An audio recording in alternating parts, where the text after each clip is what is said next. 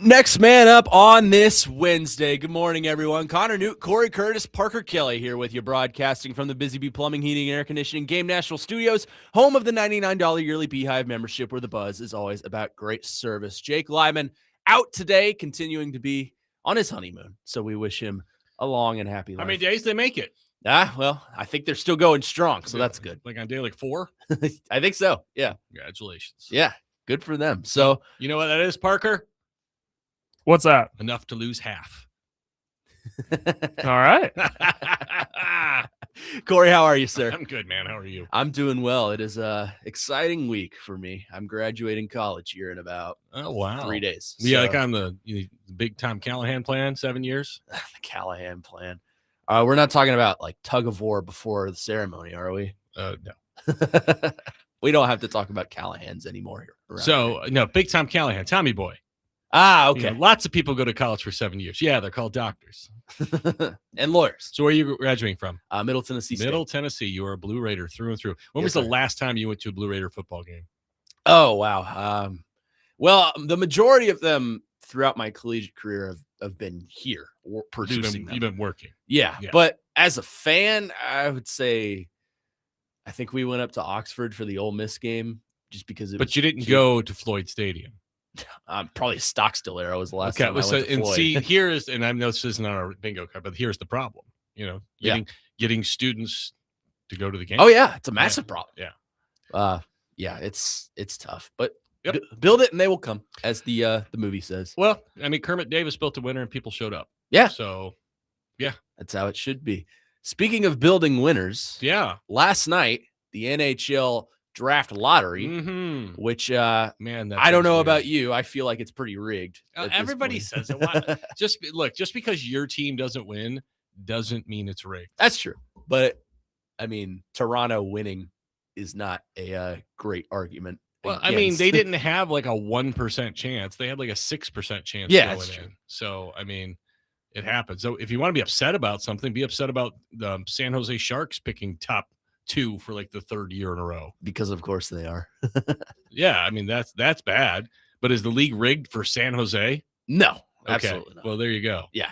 And so, but I'm like, hey, about 4 years from now, you're going to see the Sharks go on like a 3-year heater. Yeah, I mean, they've got their guy in Macklin Celebrini, and Yeah. Well, now they're going to have the 2nd pick of the draft. yeah, so. which will probably be that Russian kid whose name is escaping me, as all Russian kids' names escape me. But regardless, the Predators will pick 10th in the NHL draft. I think that was probably the most high percentage thing to happen last night.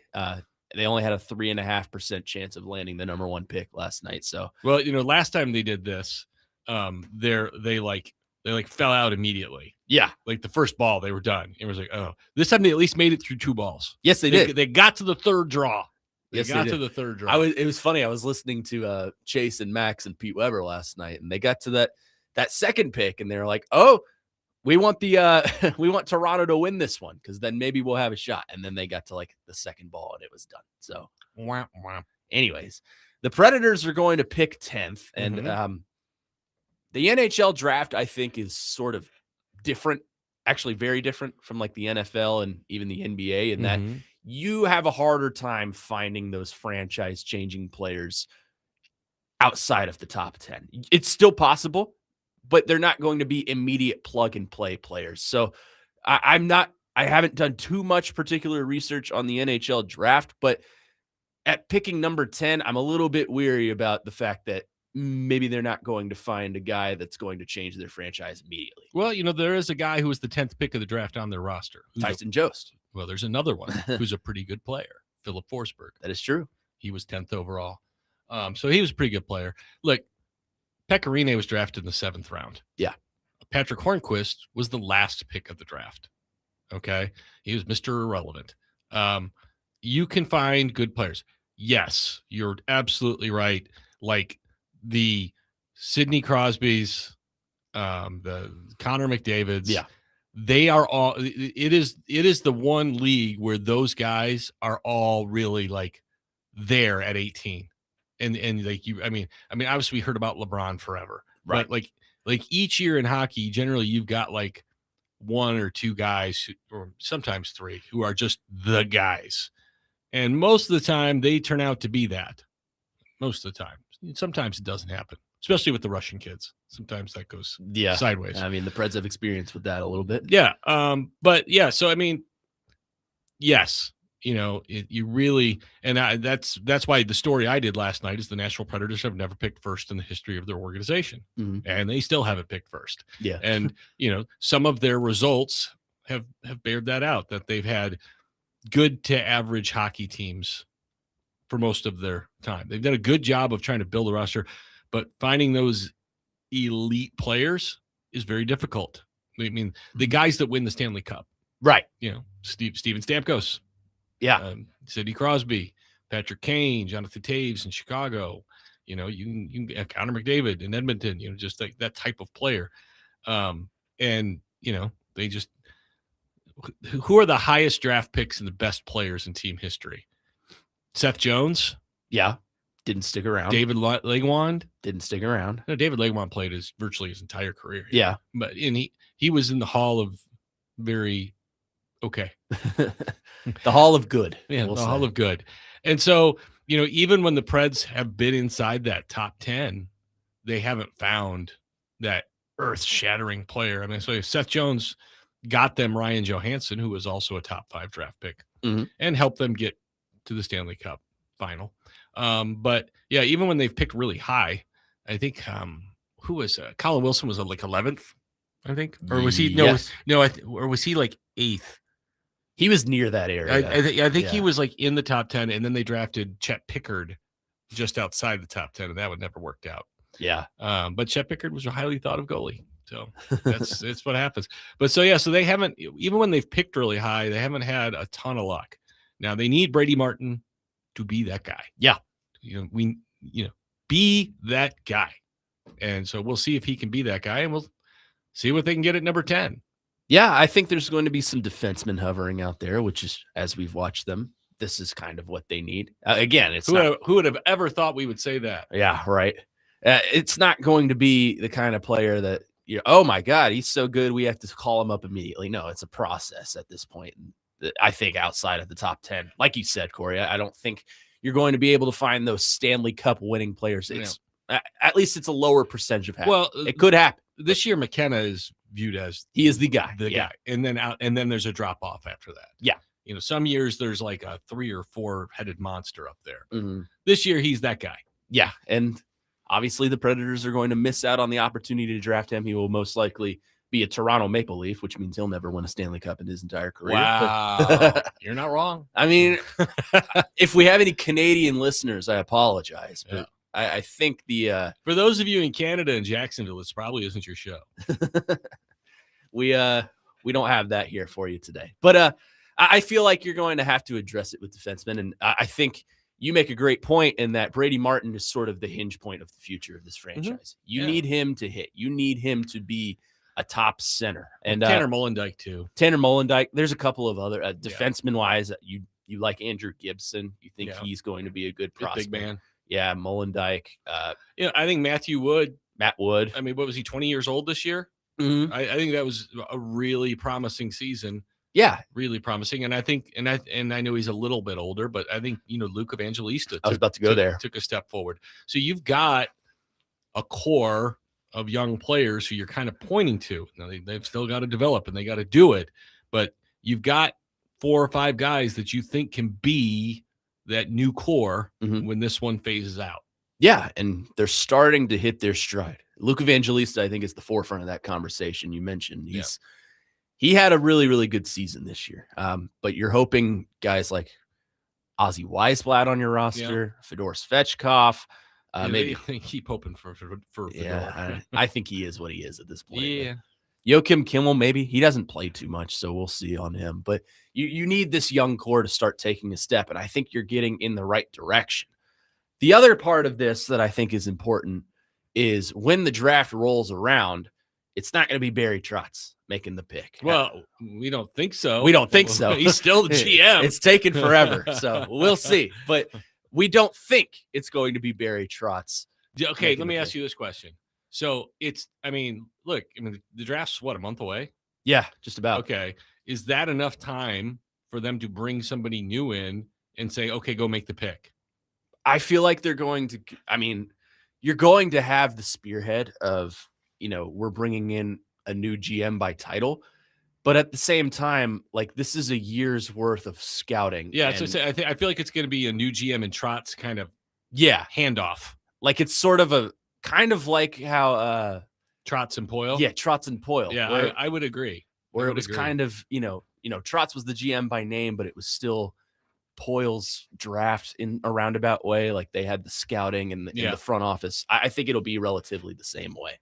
615-737-1025 is the phone number. Phone and text lines driven by WilsonCountyHyundai.com. We'll continue the conversation with Cory on the Predators, including who should the new GM be. We'll get to that coming up next, right here on Next Man Up. Connor Nute, Cory Curtis, Parker Kelly here with you on 1025 The Game.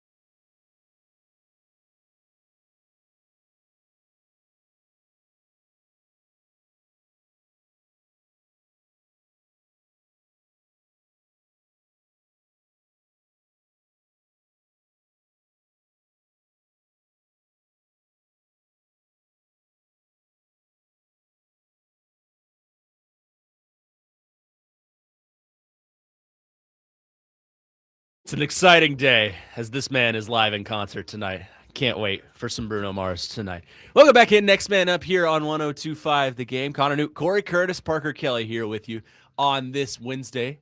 We're talking about the Preds and how they dropped to number 10 in the NHL draft last night. So let's open it up to the phone line. 615-737-1025 is the phone number. Let's go to our phone lines. John is on the phone line waiting very patiently. John, go ahead.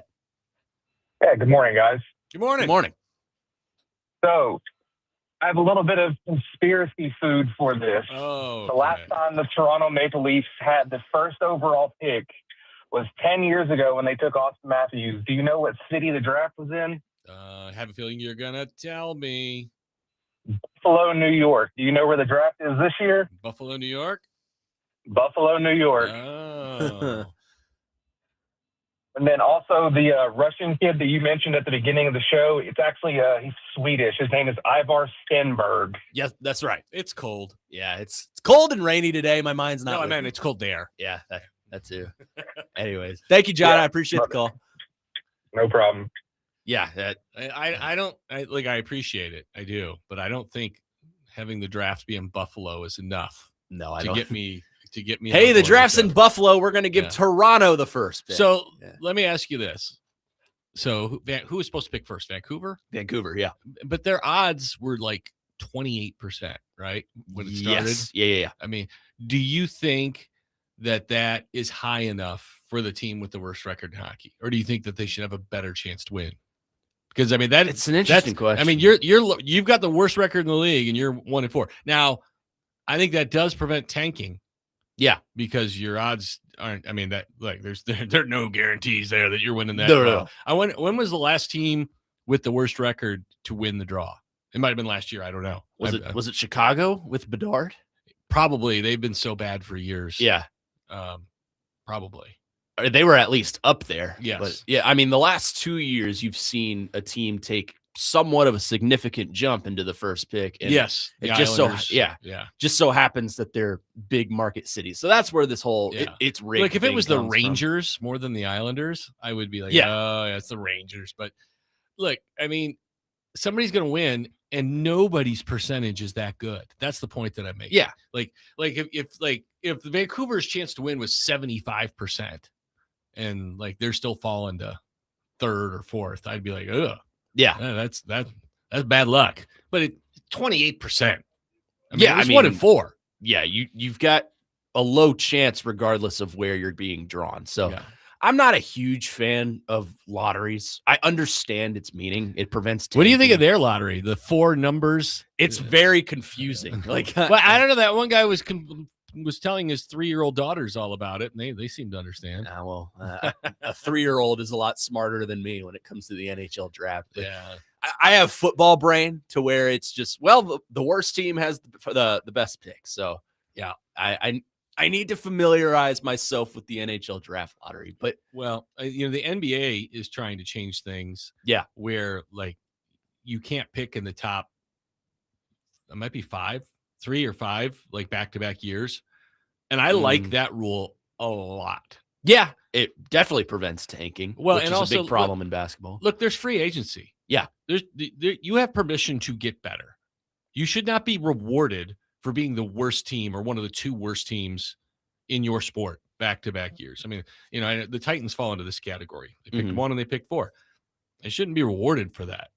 No. I mean, we're fortunate to see them get a player like Carnell Tate, and we'll Mhm. see how it goes. But I just, I mean, the Giants are right there again. You got Yeah. the same teams in there. They're loading up with good young players and being rewarded for, like everybody drops, things go wrong, things go sideways. Yeah. But I just don't think you should be rewarded for consistently sucking.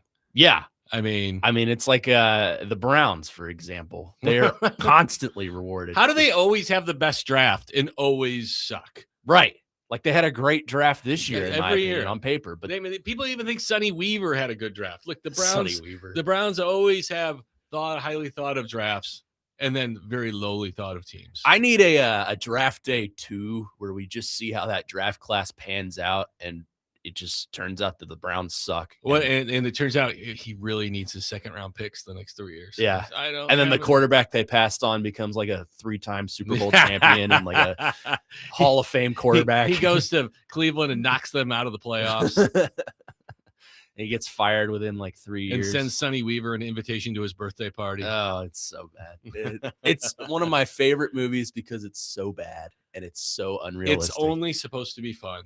It's That's it. just for fun. Yeah, it's just for fun. An annual tradition, unlike any other. So I kind of mentioned to you, Corey, that the Preds are elongating the hire for a general manager. Yeah. I'm not going to lie to you and say I know a lot about the potential hires out there because I don't. It's a matter of, from what I've kept up with, do they want to go in-house or outside of the family? I am not a huge subscriber to, I would prefer if they go outside just because it's something different. But a lot of smoke is trending towards the direction of Tom Fitzgerald, who was the former GM of the New Jersey Devils, just because he was a former captain of this team. Well, I mean, you don't hire him for that. You hire him if he's the best candidate. Right. And that's all I'll say. I don't care if the best candidate is in-house or out of house. I care about hiring the best candidate. So, whether it's Scotty Nickel, whether it's Brian Fenton or Brian Poyle, whether it's Tom Fitzgerald or whether it's, Davy Jones and Peter Tork from the Monkees. I don't care. I don't care. Hire the best person. I will say, I'm all for taking a thorough look at things. This seems inordinately long. Right. I mean, Trotz announced he was stepping down in mid-February. Yeah. It seems like there was another team. I can't remember who in the league fired their GM, and they had a new one 5 days later. Might have been Toronto. Yeah, maybe. Yeah, maybe. And it didn't take long. Right? Because usually you fire a guy or something, or a guy retires, and you've got your list. Yeah, and you go from there. And maybe Haslam didn't have a list, and also Nick Saban's part of the process. Just name Nick Saban the general manager at this point. Let's not do that. Let's not. You don't think he knows a lot about hockey? No, but I do think I know he knows a lot about the process. Right. I think he knows about roster building. I think he knows about coaching, and I think he knows about building winning culture. And I think he can certainly aid them in analyzing candidates and saying who he thinks is best for all of those things. Right. That's the question of a lot of Preds fans are like, well, why is he on the committee? He's not because he's a smart. Hockey mind, because he knows the mentality it takes of a coach. Yeah, right. He's smart. I think it's smart to have him on the committee. Why wouldn't you? And look, it's not going to come down to his decision. Like, if you don't hire this guy, I am out. They don't care about that. Yeah. They want his insight on what is a winning mind look like. And if anyone knows what that is, it's Nick Saban. Mm-hmm. So that's why he's around. Yeah, no, it would be foolish to not listen to what he has to say. Yeah. Like you're saying, that doesn't mean you have to well, Nick said to do this, so we're doing this. But you certainly need to listen. It needs to have some value to it. And, then you listen to your other people too, because you've got those people for a reason. And Trotz is around too. He's going to have some input. I wonder, do you think he's part of the interview process? I think so. That's sort of an argument I have, is why is he a part of that? But I don't think he's going to be completely outright naming his successor. No, I don't think so. I mean, that's Bill Haslam. That's a Haslam decision. Yeah. But I think he has some input on how can the next guy kind of carry out the prospects I've drafted and the goal I have in mind. So, well, his goal didn't get to the playoffs the last 2 years. Right. And you could make the argument it was sort of a disastrous tenure. I don't think so. I think there were good things there, but look, he's accumulated a lot of draft equity, and he's accumulated a lot of young talent. Now those things all have to develop into an on ice product. He hasn't been here that long for that stuff to get to fruition. Yeah. Now the moves he made with the veterans didn't work out, and it's not because Ryan O'Reilly and Steven Stamkos aren't great players, because they are. Just hasn't been a match with the way the head coach likes to play. Mm-hmm. Head coach wants to be fast, and those guys aren't fast. Yeah. And it's kind of the problem. Yeah. I mean, I agree. It's a matter of, does your system match up with your players? And in the case of Andrew Brunette, it just hasn't. And that's not his fault. No, it's not his fault. And they've spent 2 years, Steven Stamkos adapted this year, mm-hmm. and, had a monster year. And they got close. I mean, after the start they had, they could have tanked easy. Yeah. So I give them high marks for battling to the finish and at least being entertaining to watch and letting the young kids play in meaningful games. That was my thing the whole last 2 months of the season. Yeah. I didn't care if they made the playoffs or not, because if they made it, they were going to get LA kinged and losing 4 to Colorado. And so, but was what's his name? Matthew Wood, was Luke Evangelista, was, were all Reed Schaefer. Reed Schaefer. Were these guys able to play in games that meant something, where you could see them play with something on the line? Yeah. I think there's a lot of value in that. And they delivered on some level. Yeah. Like, I think you saw what Reed Schaefer is capable of. You certainly saw what a Luke Evangelista is capable Matthew of. Wood after the Olympic break was a different player. Yeah, I think he led the rookies in goal scoring, if I'm not mistaken. Yeah, he might have after the Olympic break. So after the Olympic break, absolutely. Yeah. It was he was a much more confident, assertive player when he came back. I agree. And it was fun to watch. Yeah. I mean, it was meaningful hockey. It wasn't like last season where it was, they were eliminated by early December and you had nothing to play for. And it was, I'm sure for you too, it was horrible to cover. So, well, we just didn't cover it very much. Yeah, that too. Yeah. 615-737-1025 is the phone number. We'll get to your phone calls and texts on the Predators coming up next. Connor Nute, Cory Curtis, Parker Kelly here with you on Next Man Up.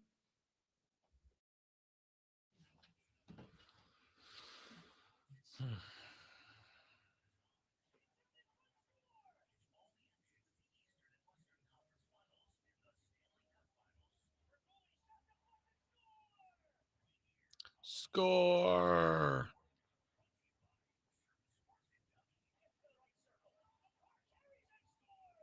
Gary Wood Day. God, I remember that game. Just throwing wiffle balls at the Astros. 20 strikeouts. Jeez. He was untouchable. One hitter.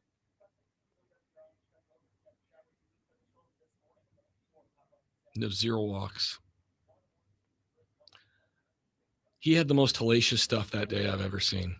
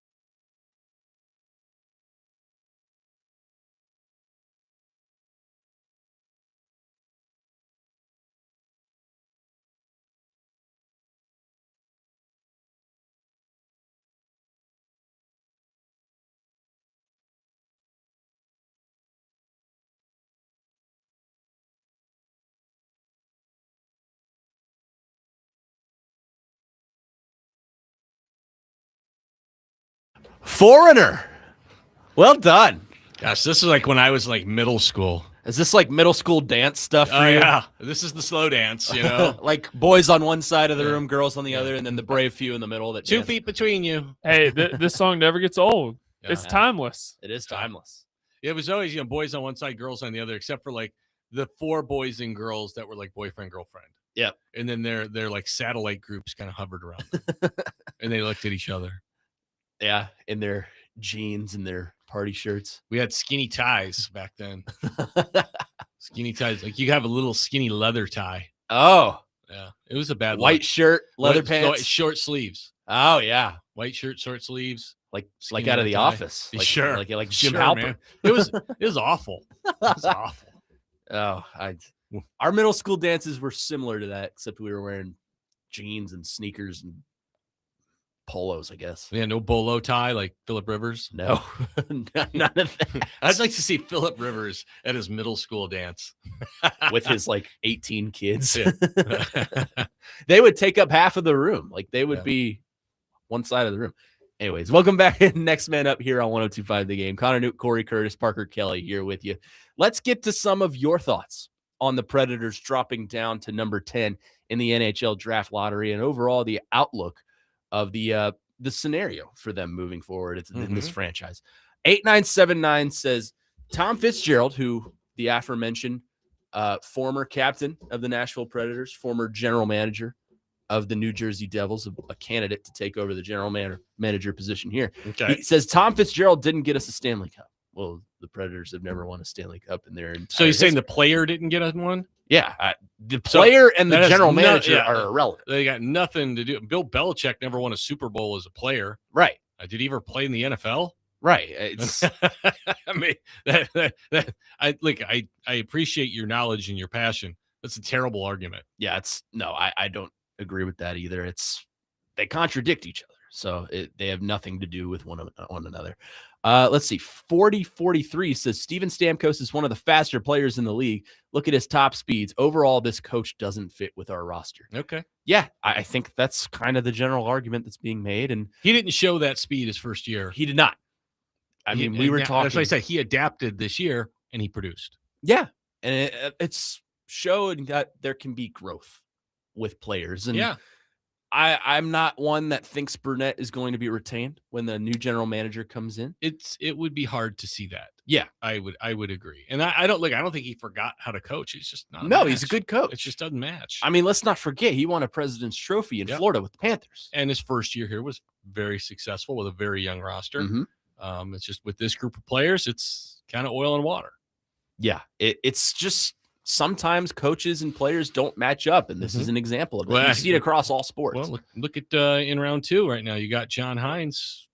Mhm. I know they're struggling with Colorado. Everybody's going to do that. Minnesota's pretty good this year. Yeah, I mean they beat the Preds a couple times this year. I think John Hines knows how to coach. He does. It just didn't work out here. But you know why? Team wasn't very good. That's true. That's what happens. That's what happens. It's what happens. It's teams and coaches need to match up. It takes two to tango, as we Yep. say in a lot of things in sports, but this is just an example of that. Matthew in Nashville says the Preds getting the 10th pick is another year of proof that the NHL is rigged against Nashville. No, it's not. It's not. They just missed the playoffs. No, it's not. That'd be It's- like saying the Packers have the NFL draft rigged against them because they're not picking first. yeah, it's I mean, no, I don't think the NHL has any just what's the word I'm looking for here? Just malicious intent against any organization in No. the entire league. Like, let's look at Nashville. We're gonna screw them out of the number 1 overall pick. look, the reason the Preds haven't ever picked first is because, I mean, last year might have been their biggest crater year. Yeah. I mean, they just haven't cratered like a lot of teams. I mean, Vancouver cratered. I mean, they've cratered and they still didn't win it. So, yeah, I can see them being upset. Chicago has cratered for a decade now and still not finding their way out of it. Yeah. But Chicago cratered, loaded up with players the first time and won the 3 Stanley Cups. Mhm. Pittsburgh cratered after the Mario Lemieux era and got Letang and Sidney Crosby yeah. back-to-back years and And won 3 Oh, hey, Stanley Cups in yeah, that yeah. time. Yeah. and then who did Tampa Bay get? Steven Stamkos and Vincent Lecavalier. Mm-hmm. And they won like 3 Stanley Cups, right? Yeah. So that's what happens. And the Preds haven't had sustained suckiness. Yeah. Well, they've been in the middle. Because making the playoffs is important for this team because they need the playoff gates to make money. Yeah, and you can look at that as a good thing or a bad thing if you're a fan. Yeah. Look, I can get behind some arguments where you could say that this NHL lottery is somewhat rigged. I think it's sort of catered to the bigger market teams, but there are examples that contradict How is it that. Catered to anyone? Right. I mean, it's just Toronto getting the first pick, New York getting the first pick, and then there's the isolated example of San Jose that everyone brings up. That's like, well, there's your argument against it. I think that's what a lot of people are going with is it is blatantly rigged. And I put out a tweet last night sort of joking about it because I wanted to see what interaction would happen. And people are like, yeah, that's right. You tell them. And all right, I don't know. I'm putting out a tweet right now at Cory Curtis too. Is the NHL lottery rigged? That's all I'm going to write. Okay. We'll see. We'll give you the results later on in the show. But people are going to run with that because it, like you said, Cory, your team didn't get benefited. Yeah. It's a personal bias. And I love you, Matthew Nashville. You text in a lot, but I do not subscribe to the idea that the NHL is convoluting against Nashville to make sure that they are not getting the pick just because they're a smaller market than Toronto or New York. They just missed the playoffs. Yeah. Their chances of winning that pick were very small. They had a 3.5% chance of winning it. Yes. I mean, if you went in thinking, crossing my fingers, I mean, then go buy a Powerball ticket and cross your fingers too. It's probably not going to work. 8566 says O'Reilly, Evangelista, Brady Martin, and the 2026 first round pick for Brady Tkachuk. Which side says no? I would not be okay with that trade. You're sacrificing essentially your entire future for Brady Tkachuk, and this is not a win now team. Well, I want to see Brady Martin play. I do too. So, I mean, we saw him in 4 games this past season at the very beginning. I still think he should have played the whole year with the team. I do too. And I know Barry said, well, you don't want him to play 11 minutes a game. I'm good with that. Well, he gets to practice. I would have been good with that. I would have been good with 11 NHL minutes a game. That way he's not overwhelmed. Yeah. He gets to learn from Philip Forsberg, Ryan O'Reilly, and Steven Stamkos. Ryan O'Reilly should be like in his hip pocket. Yeah. I mean, that's who you want to learn from. That's the type of player, you think he can be. You hope even better. But I mean, the whole argument is, well, you would have burned a year of his contract. I don't care about that. I don't care. If he's good, you will re-sign him. Right. It doesn't matter. Right. If he's good, it's not a decision. It's kind of like baseball in a roundabout way. Like a lot of these young prospects today are getting these max deals. And maybe that's a similar or isolated incident because I don't think we're going to play baseball next year, Cory. But no, I think the CBA is going to get involved. Well, I think the Dodgers have broken it for everybody. Yes, the other 30 teams are like, yeah, we can't do this anymore. Yeah, this is ridiculous. We need a cap. Well, there is a cap, a stricter cap. Yeah. Well, and look, the Dodgers are paying hundreds of millions in luxury tax. Yeah, they don't care. They backload their contracts. So they're just. I mean, they've got the money. They don't care. Right. And so I congratulate them because they're in it to win it. Yeah, I mean, it's no fault of their own. But on some level. There are teams that can't afford that. Right. I mean, like Colorado and Los Angeles are not on the same payroll. Kansas City. Yeah. Milwaukee. Pittsburgh. The small market teams. Yeah, not on the same level.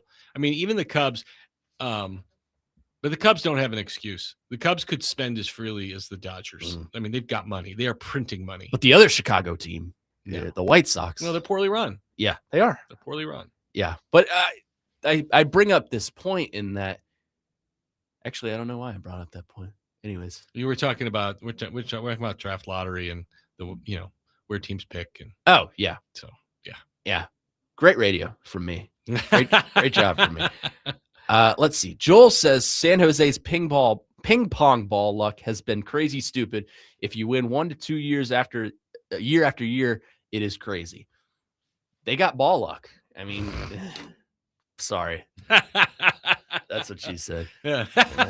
Heavy immunity. Sorry. Did you clip that? Yeah. Oh yeah, it's getting clipped. That'll be a drop later. Every time Connor hosts, there's always like 5 clips that are just, if you take them out of context, could get him canceled at any moment. Yeah, but there's never any like intent behind that. It I just know. happens. It's And just, I think that's it's what just makes the it funny. beauty. Like as soon as it came out of your mouth, I was like, you, Yeah. there we go.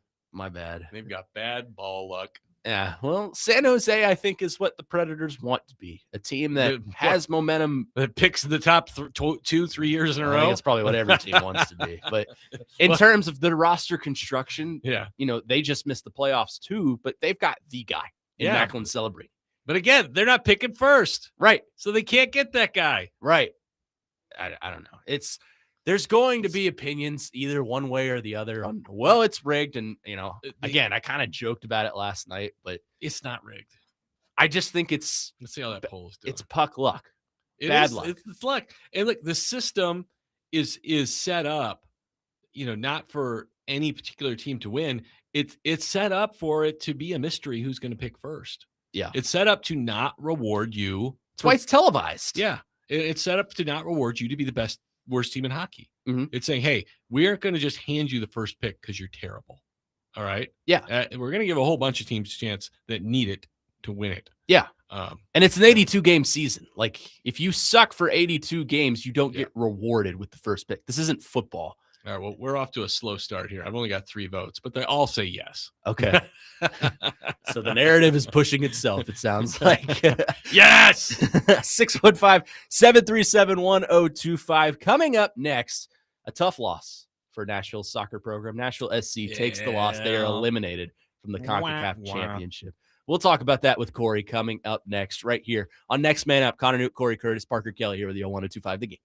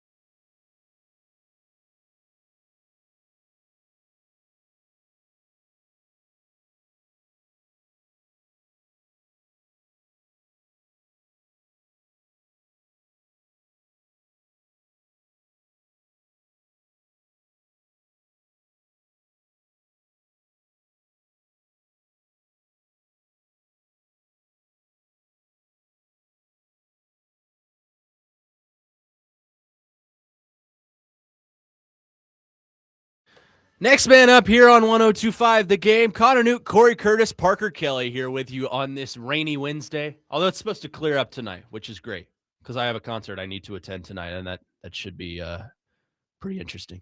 Tough loss last night for the boys in gold of Nashville SC. They lose 1-0 to Tigres. It lifts them into the CONCACAF Champions Cup final. Nashville SC will just, of course, resume their MLS play, but another tough loss for Nashville SC. Tough loss because they're dealing with a lot of injuries. So you have to wonder if the team was fully healthy, what would the result have looked like? Well, I mean, look, they have more scoring depth than they've ever had. But when you still look at it, Sam Surridge has 9 goals, and their next 4 highest goal scorers altogether have 9 goals. So when you pull a Golden Boot contender from your lineup, there's a difference. Yeah. Because he makes things happen in front of the net that no one else on the team does. It's a massive loss. Eddie Tagseth is a massive loss. Eddie Tagseth is like top 5 in MLS in ground covered for the season. I mean, he just runs tirelessly. And then you lose Patrick Yazbek. And I just wonder, he's hurt. Is that going to cost him a spot on the Australian national team in the World Cup? I mean, it could be devastating for him. Not just lose last night, but lose out on the World Cup if he's too injured to come back. But, I mean, those are 3 starters. Yeah. Those are 3 high-end starters. And, with those guys out, I watched both games. Better team won. They were just better. Nashville pushed in the first 15 minutes of game 1. They pushed in the first half last night, but they couldn't sustain it in the second half. And Tigres just overwhelmed them. And it was only 1-0, but Brian Schwacke had a busy night there in the second half, and they couldn't get enough high-end chances. There were too many times where they're trying to cross it into the box, and Tigres just closed the distance too quickly, and they couldn't get their passes off over the middle and make the play. And that's tough because, like you mentioned, you're missing 3 high-end starters, 3 guys that contribute to your roster. 2 guys who control the middle of the field. Right. You're not going to have a lot of open space and a lot of scoring opportunities with that. Oh, Ted Turner just passed away. Oh, did he? Yeah. Wow. Braves, Hawks, CNN. That is that's big news. Jane Fonda's ex. Yeah. Former partner with WCW. I can't believe he was only 87. He was that young? I thought he was a lot older than that. I thought he would have been a lot older too. I thought he was in his 90s. Ted's Montana Grill here in Nashville. One of my favorite restaurants. Good old TBS. Yeah. That's sad. That's big news. Yep. Ted Turner. Sorry, I interrupted. Billionaire Ted has passed away. But back to Nashville SC, it's tough to win a game, especially against a team that, like you said, Cory, is just flat out better than you. Well, they won 3-1 this weekend. Tigres did. I don't know the name of the team. I know they played the second place team in La Liga and beat them 3-1. So they're playing well. Playing well. And they played well last night. Like I said, they're pretty good. They were just better. Yeah. And if you want some context as to how the team feels, Nashville SC coach BJ Callahan says there is anger in the building. So, I mean, that wanted to win. Feel good. Yeah. No, they wanted to win. Look, you could argue that was the most important game in team history. Nick Frazier was telling me that yesterday. Yeah. No. I mean, look, winning this tournament puts them on the map in the Western Hemisphere and puts them in the Club World Cup. I mean, that which is huge. Yeah. Huge. And so it's a missed opportunity. And I'm sure because they felt like they were good enough to win this tournament. Yeah. And if they were healthy, they may have. We'll never know. Staying healthy is unfortunately a part of all sports. And so I expect them to be disappointed. I expect them to be angry because they had higher expectations. And I want them to have higher expectations. There are a lot of good players on that team. Yeah. A lot of good players. I mean, when you can bring an Ahmed Kassim off the bench, when you can bring Warren Madrigal in, that's a high-end young talent at the striker position. He's still working his way into it, but those are high-end players. Those are high-end youth players. And so, they have built something, and it just wasn't enough to sustain 3 substantial injuries. The plan shouldn't change for them, though. No. They need to be competitive. They need to be aggressive. And rightfully so. They should be angry because, like you said, Cory, they wanted to win. That's what would have put them on the map, like you said. Yeah. They would be noticed by teams outside Mhm. of the United States, which would have been cool. It would have been really cool for this city to see that, but it's just unfortunate. Yeah, I mean, like, we talk about teams like, Tigres and Club America, who they just played, and those teams have international brand recognition. Those clubs do, because they've been there, they've done that. Yeah. They're very strong in CONCACAF play, and Nashville is relatively new to CONCACAF play, Mhm. and you hope they'll be back next year. Hope they'll get an opportunity, because it's really interesting because the NBA doesn't have this, the NFL doesn't have Yeah. this, Major League Baseball doesn't have this. Hockey has the Olympics, but that's not the Predators going to play in this. Right. This is the only league where you play other leagues, Mm-hmm. and potentially all the leagues in the world if you get to the Club World Cup. And so for that is very exciting for fans, and I think I think the sport, it probably embraces it more than I know, but I didn't know enough about it before last year, before the Club World Cup came here. I didn't know enough about it, and I think they can do a better job of educating everyone on just what a big deal it is and how exciting it is, and the opportunity. Yeah, but I think Nashville SC does a really good job of filling seats and selling tickets and getting people to participate Well, in the the environment. product is a lot better to watch. It's fun. Yeah. It's just it's like a party. I'm not a huge soccer person. I'll be forefront with you, but every time I've gone or every time I've sat down to watch the game, the product is just fun to watch. Well, that's by design. Yeah. And by design, that's why they moved on from Gary Smith and they brought in BJ Callahan. They wanted a coach with that attacking style. They wanted a coach who wanted players to be creative with the ball. I mean, you see Andy Nahar and Christian Espinoza doing things with the ball that we never would have seen with Gary Smith as head coach. Yeah. And he encourages that. He encourages that. He wants them to pull off the miraculous.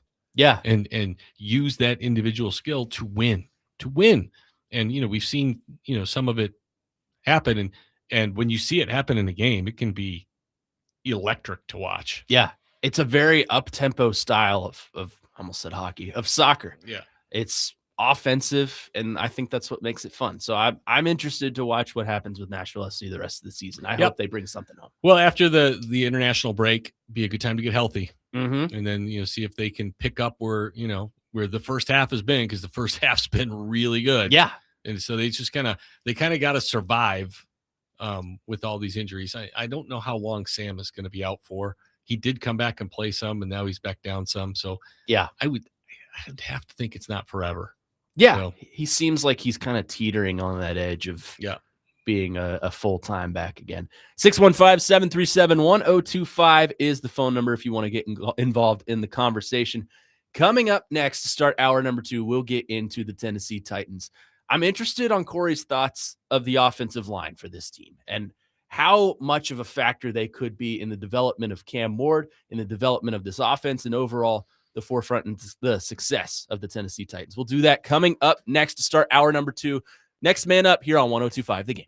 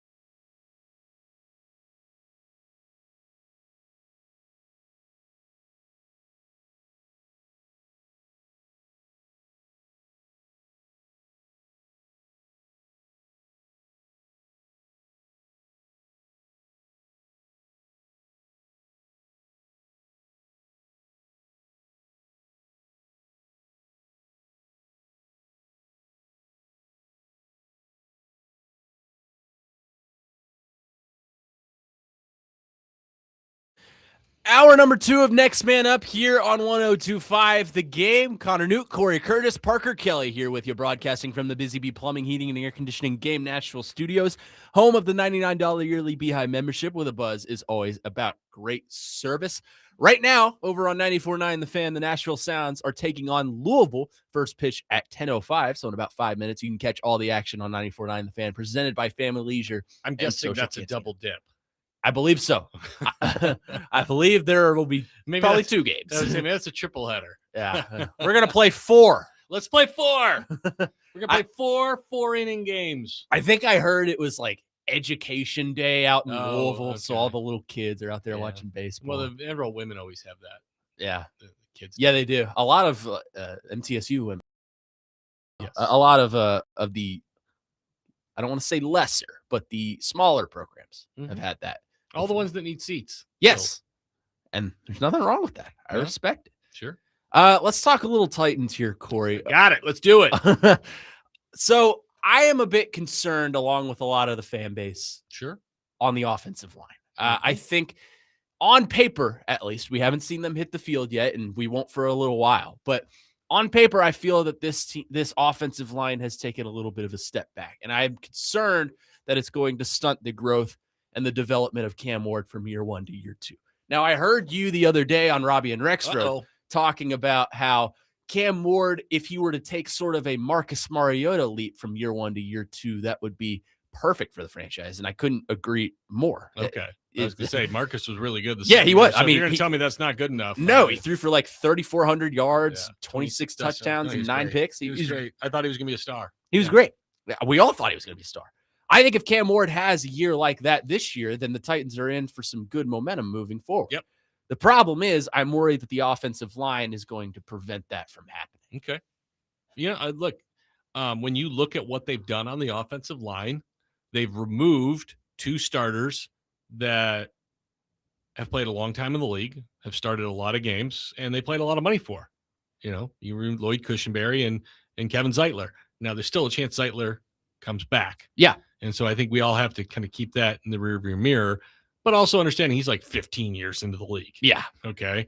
So, that is there. But, you remove those 2 pieces who were supposed to be like core members of your group when you brought them in, and you really haven't made parallel moves to replace them. You've made kind of sub moves to replace them. Yeah. You brought in guys who have been starters, backups who became starters. I mean, who's the guy from Cincinnati? Volson? Yes. Now, he was largely a starter before he got hurt. Mm-hmm.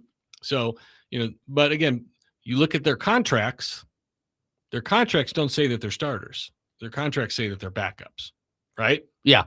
And so, you wonder what's the plan there. Are those guys just insurance policies?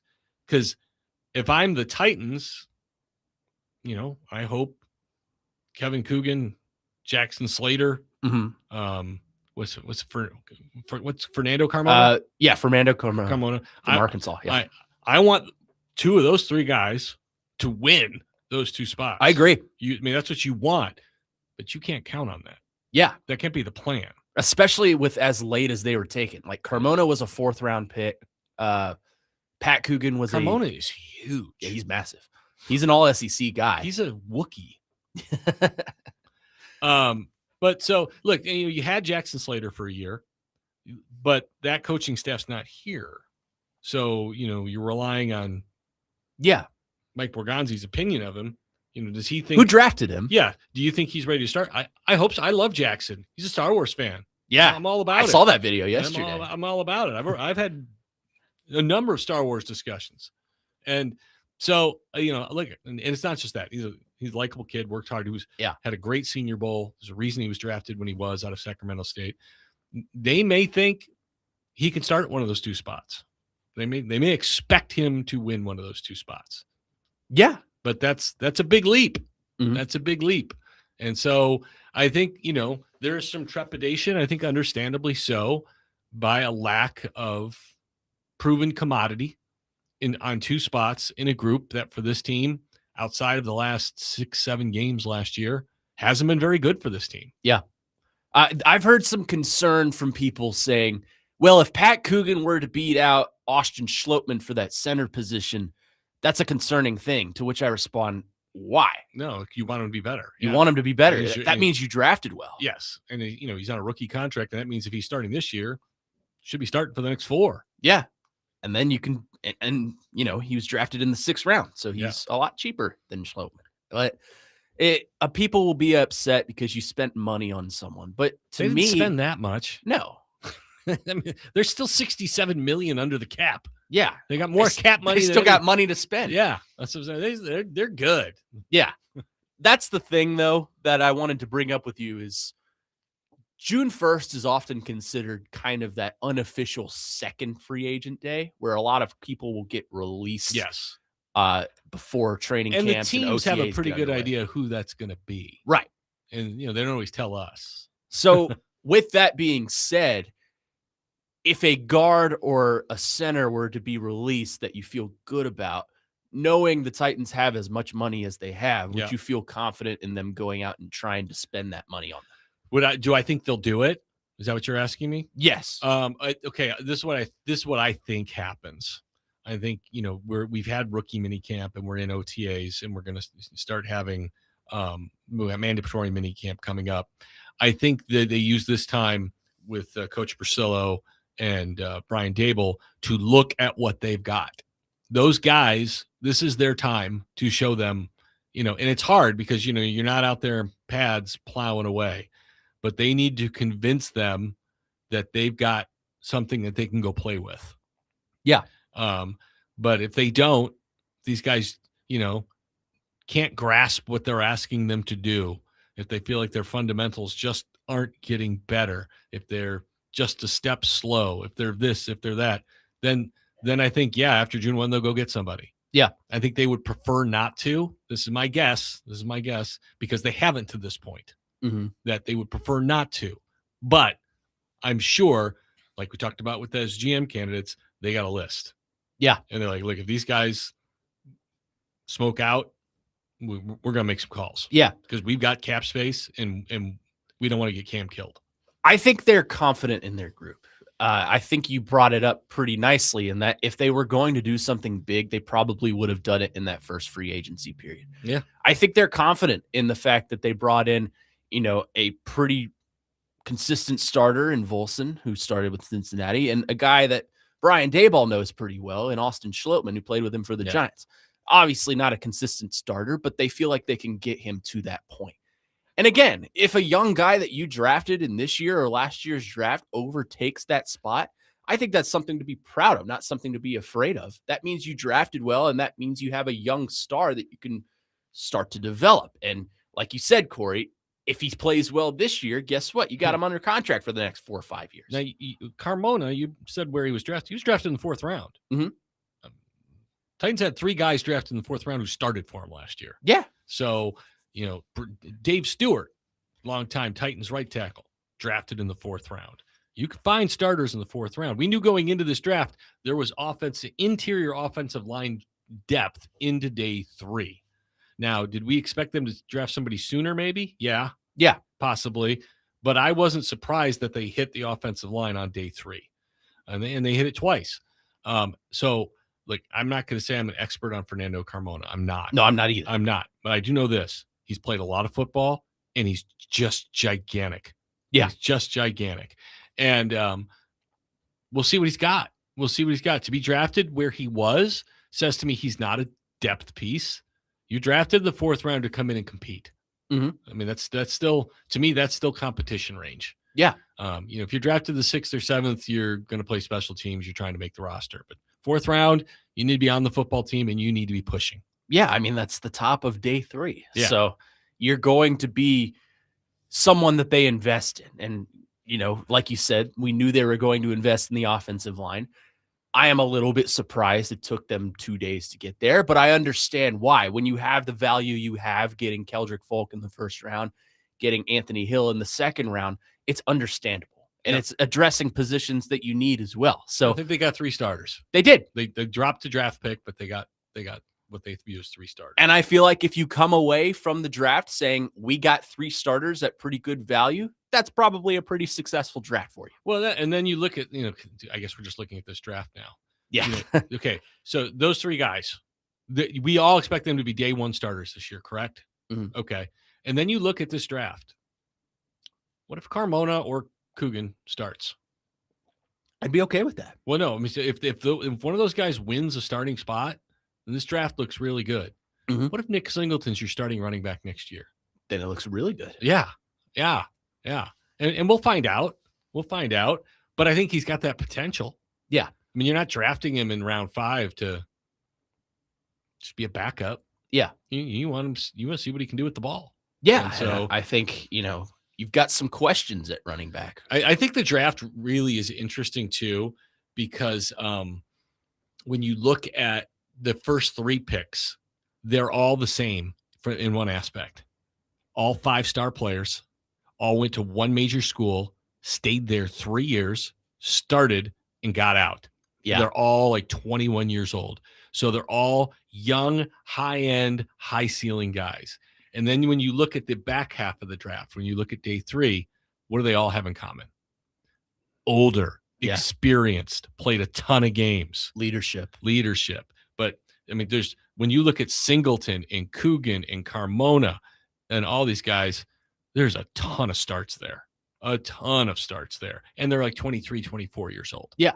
And so the class is kind of, built in guys who can go in a bar and guys who can't. All right. And so, it's very interesting how they approach that of it. These guys may not be as talented, but they are experienced and they are good leaders. And we value that as well. And so I'm very interested to see how that comes together. I think you're constructing a culture. And I think that's a major thing that Robert Saleh wanted to introduce. And, you often hear about the defense, but I think overall, the culture for the Titans needed a change. And I don't think there's any question behind 12 that. wins in 3 years would indicate that. Yeah. Well, when you're playing freeze tag before practice, I think you need a culture change. Okay. I will tell you the same thing I tell Jared. I did not mind that approach from Brian Callahan, and I don't think that's what lost it for him. Right. Mike Malarkey did virtually the same thing. Mm-hmm. He wanted every day of practice, every day in the building to be a competition. Mm-hmm. And so they had constant competition all over the building. So it's been done before and it's worked before. Brian Callahan just wasn't a good head coach. Right. Okay. That was the problem. He wasn't an effective leader. He was in over his head. Well, yeah. I mean, the results would say that. What's amazing is when the players turned in that survey about the teams, he got like a B+ from the players, which means they liked him. Yeah. But that doesn't mean they respected him. Yeah. So, I'm not saying that they didn't respect him. I'm saying the results are he didn't push them to something better.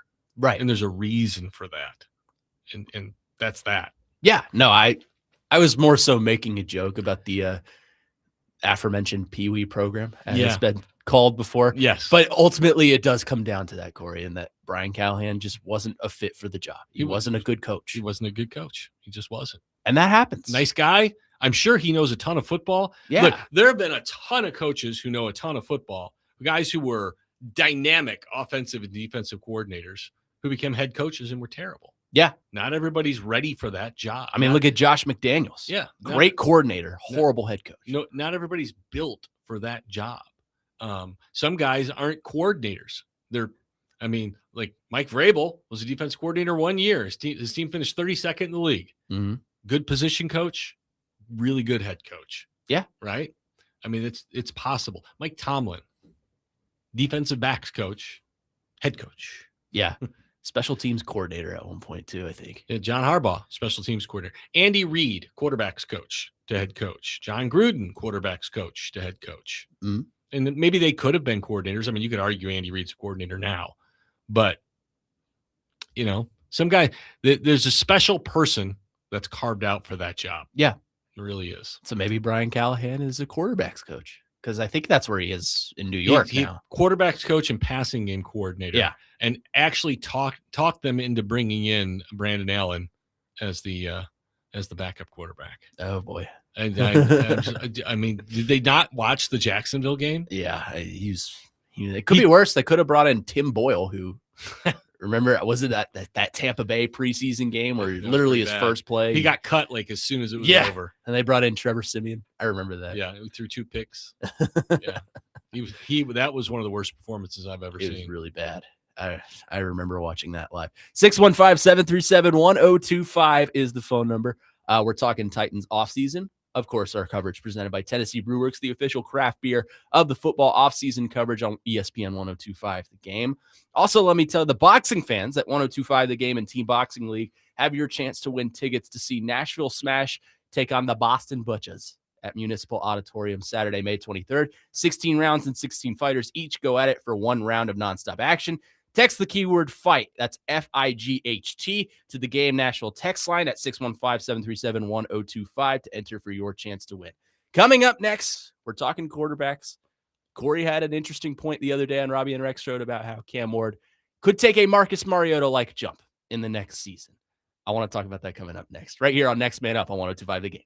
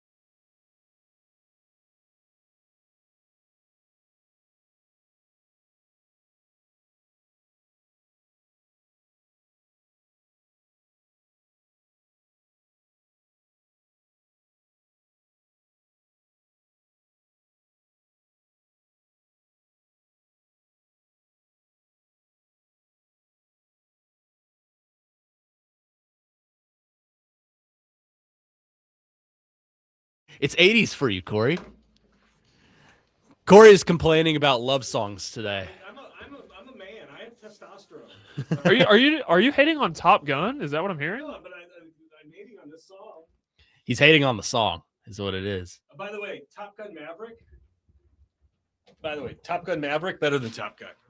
I agree. Top Gun Maverick was awesome. It was so good. I'm not going to argue on that. Top Gun. I mean, look, I was alive for Top Gun. You guys were not. Yeah, But I've watched it and I love it. Yeah, I mean, when it came out, it was just like game changer. Yeah, I mean, it was a massive hit, and you'd never seen anything like it, and it was awesome.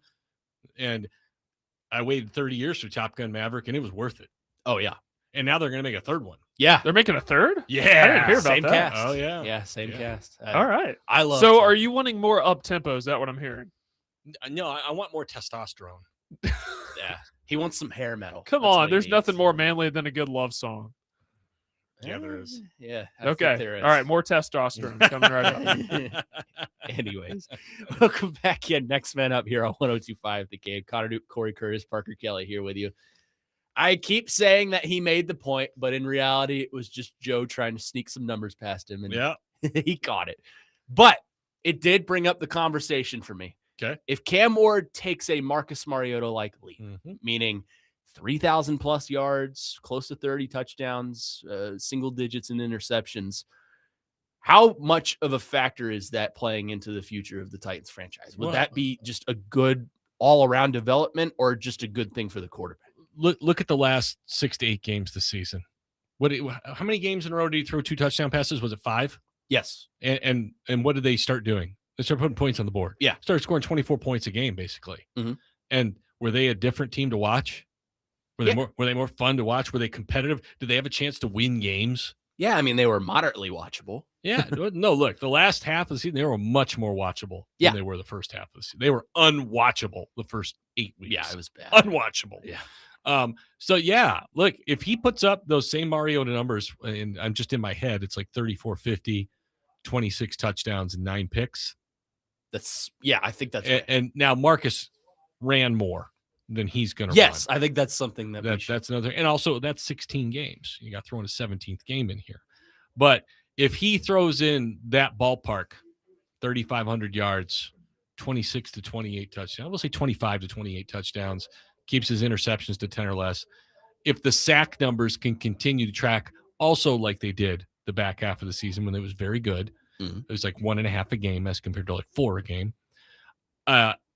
If he has that kind of year, I would be confident in saying the Titans will win at least 7 games. I would feel good about that. I don't have much doubt about that. I think that makes them. I think that means he's being protective. That means he's got some weapons, and that means they're putting points on the board. They haven't put points on the board in a while. Yeah, and so I think they'll be in position to win some games. And by the way, it could turn out this way, but I don't think it's going to. I don't think they're going to face the number 1 schedule in the league again this year, which is a really bad thing for the worst team in the league. I mean, I think it's worth noting that you mentioned Marcus ran more, which is something that separates the two quarterbacks. Yep. Also, Marcus had Taylor Lewan, Jack Conklin, and Ben Jones on his offensive line. So the offensive line was a little bit better. I'm not saying that's going to hinder Cam Ward. Look, his weapons, he had Delaney Walker and Rashard Matthews. That's true. That was it. And DeMarco Murray, he was handing the ball off to, I think. In 16, was that it? Was that his first year? Because that was Robinson's first year. Yeah, that was it. No, his first. He was drafted by Rustin Webster. So he was drafted in 15. Okay. His first year he was handing the ball off to like Antonio Andrews. All right. So 16 didn't Derek get drafted in 16? I think so. Yeah, he got drafted in that first draft because he was a part of the trade for Jared Goff. Yeah. And so they signed DeMarco Murray that year. Right. And they had DeMarco Murray and Derrick Henry. But Derrick Henry wasn't Derrick Henry yet. No. But DeMarco Murray was DeMarco Murray. Yeah. DeMarco Murray was a bad man. I loved DeMarco Murray as a kid. The first time I saw DeMarco Murray practice, I was like, okay, first off, I saw DeMarco Murray come here with Dallas and ream them a new one. All right. DeMarco Murray was awesome that day. Yeah. And then when they signed him, I watched him practice. And I was like, okay, now I know why this guy's great. Yeah. Everything was deliberate. Everything had purpose. Everything took concentration. And I was like, man, this is the perfect guy for Derrick Henry to learn from. Yeah. And then he came out that year and was amazing. Mhm. I mean, just the Titans have had a lot of good running backs, and he is probably one of the more underrated ones. Oh, yeah. because his stay was short. And I actually just saw him. I was on with Jake Yeah. at the combine, and he was wearing a Kansas City Chiefs polo. He's the Chiefs' new running back coach, and he was walking by, and I was like, DeMarco, and he kind of looks at me, and I'm like, man, you look like you could still play. This isn't fair. He's a big man. He's a big man. I knew he was a position coach somewhere. He was in he college. Was at Oklahoma. Yeah, he was at Oklahoma. He was at Arizona State. Yeah. And now he's in the NFL with the Chiefs, which is great. That's a good benefit for Mr. Kenneth Walker. Yeah, I got to know. I'm not saying I'm friends with him, but I talked to him quite a bit when he was here, and I always appreciated his candor and his intensity for everything. You know, again, one of the more underrated Titans who I really, really liked. Yeah. He was one of my favorite players at the ripe age of 12. Yeah, so. I can see that. It was him and Delaney Walker. Those were my two. Delaney was so and of course, good. Marcus. Delaney's on my Mount Rushmore. I love Delaney Walker. I still love Delaney Walker. I hope we see him this season. Such a good football player. Yeah. I mean, such a good He'd be a good player. broadcaster too. Absolutely. Yeah. Absolutely. He do whatever he wants. Oh, that guy's awesome. It's mostly drive cars right now, but he can do whatever he wants. He loves cars. 615-737-1025 is the phone number. Coming up next, Terry McCormick. I don't know if you heard this, Corey. I know Terry McCormick. I know you know Terry McCormick. He had an interesting point here on the station. Impossible. Yeah, well, the possible is possible. That's not the saying. But he seems to think that Will Levis could win the backup position. Over Mitch Trubisky? Over Mitch Trubisky. I'm interested of your thoughts on that. Okay. We'll get to that coming up next. Right here on Next Man Up, Connor Nute, Cory Curtis, Parker Kelly here with the L1025 The Game.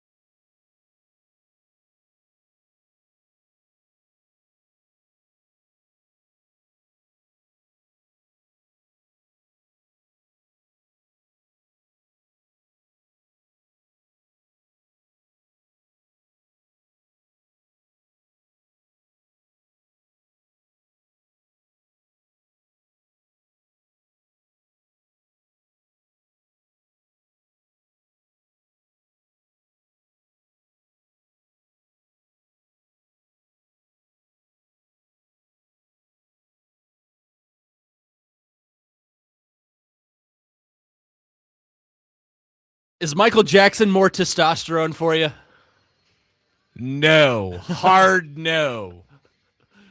I love Michael Jackson, though. Man, Okay, Corey's tough look, today. Look, I was in middle school when Thriller came out, so I was in the heart of it. And I mean, we had something called Friday Night Videos back then, Yeah. and it was on every Friday night at 11 o'clock Central Time, and that's where the new videos, because there used to be something called music videos. MTV. Yeah, We still have them today. Yeah, do people watch them?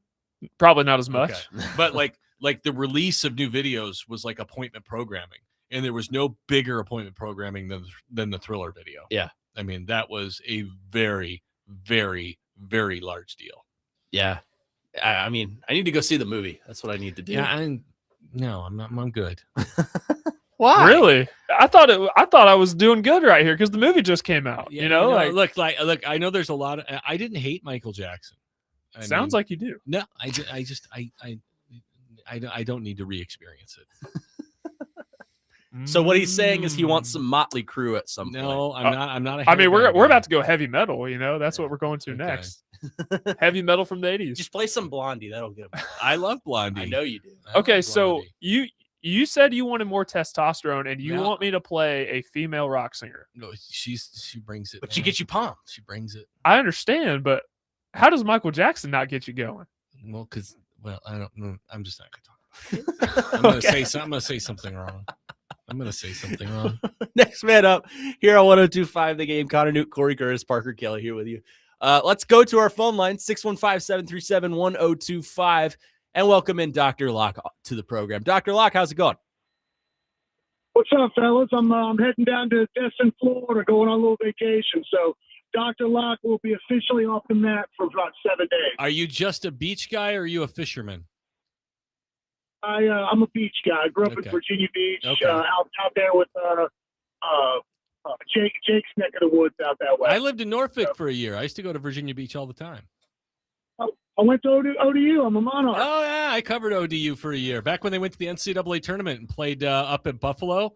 I was with them, and I remember seeing a freshman named Steph Curry playing for Davidson at that tournament. Yeah.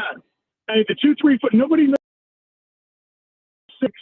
We put out so many athletes. It's crazy. Oh, Michael okay. Vick, I know this is. Plexico Burry, I know this is Bruce what you called Smith. about. I mean, It's the ridiculous. best high school No. football I've ever covered. And I lived in Houston for a year. Yeah. And Virginia Beach I is did- the I did- best high school I ever. did not call for that stuff. Hello? Yeah, well, go ahead. I'm sorry, I interrupted you. I'm sorry. We got sidetracked. I called for 3 questions, and Yeah. they're real quick and easy. I'm gonna hit you with a quarterback. Okay. And you guys, all 3 of you guys, let me know 53 roster, practice squad, or cut. Okay. We're gonna go with Garrett. I've never seen a triple coverage. I didn't think I could throw into Nessmeyer. Kansas City Chiefs. Practice squad. Yeah, I'm going to go practice squad as well. Right. I'm gonna go makes the 53. Makes the 53. Wow, interesting. Okay. Who's their other We're quarterback? gonna go, That's a good question. well, I don't know. They have I don't Chris know the whole quarterback. Oladokin, but he's Yeah. he's He's probably been with gonna them. be cut. He's Yeah. been with them for a while. Yeah. I'm blanking on it actually. I'll look it up. Okay. All right. Go ahead, Director. Diego Pavia, Baltimore, 53 practice cut. I will never bet against him. Put him on the roster. I'll go cut. I'll go practice squad. Cut. Penn State, Aller, Pittsburgh. He's roster. He's making the 53. They drafted him in the 3rd round. He's a roster. All their quarterback. quarterbacks suck. He's going to make the team. Oh, the Chiefs' backup quarterback, Dr. Locke, is former Ohio State quarterback Justin Fields. Oh, yeah.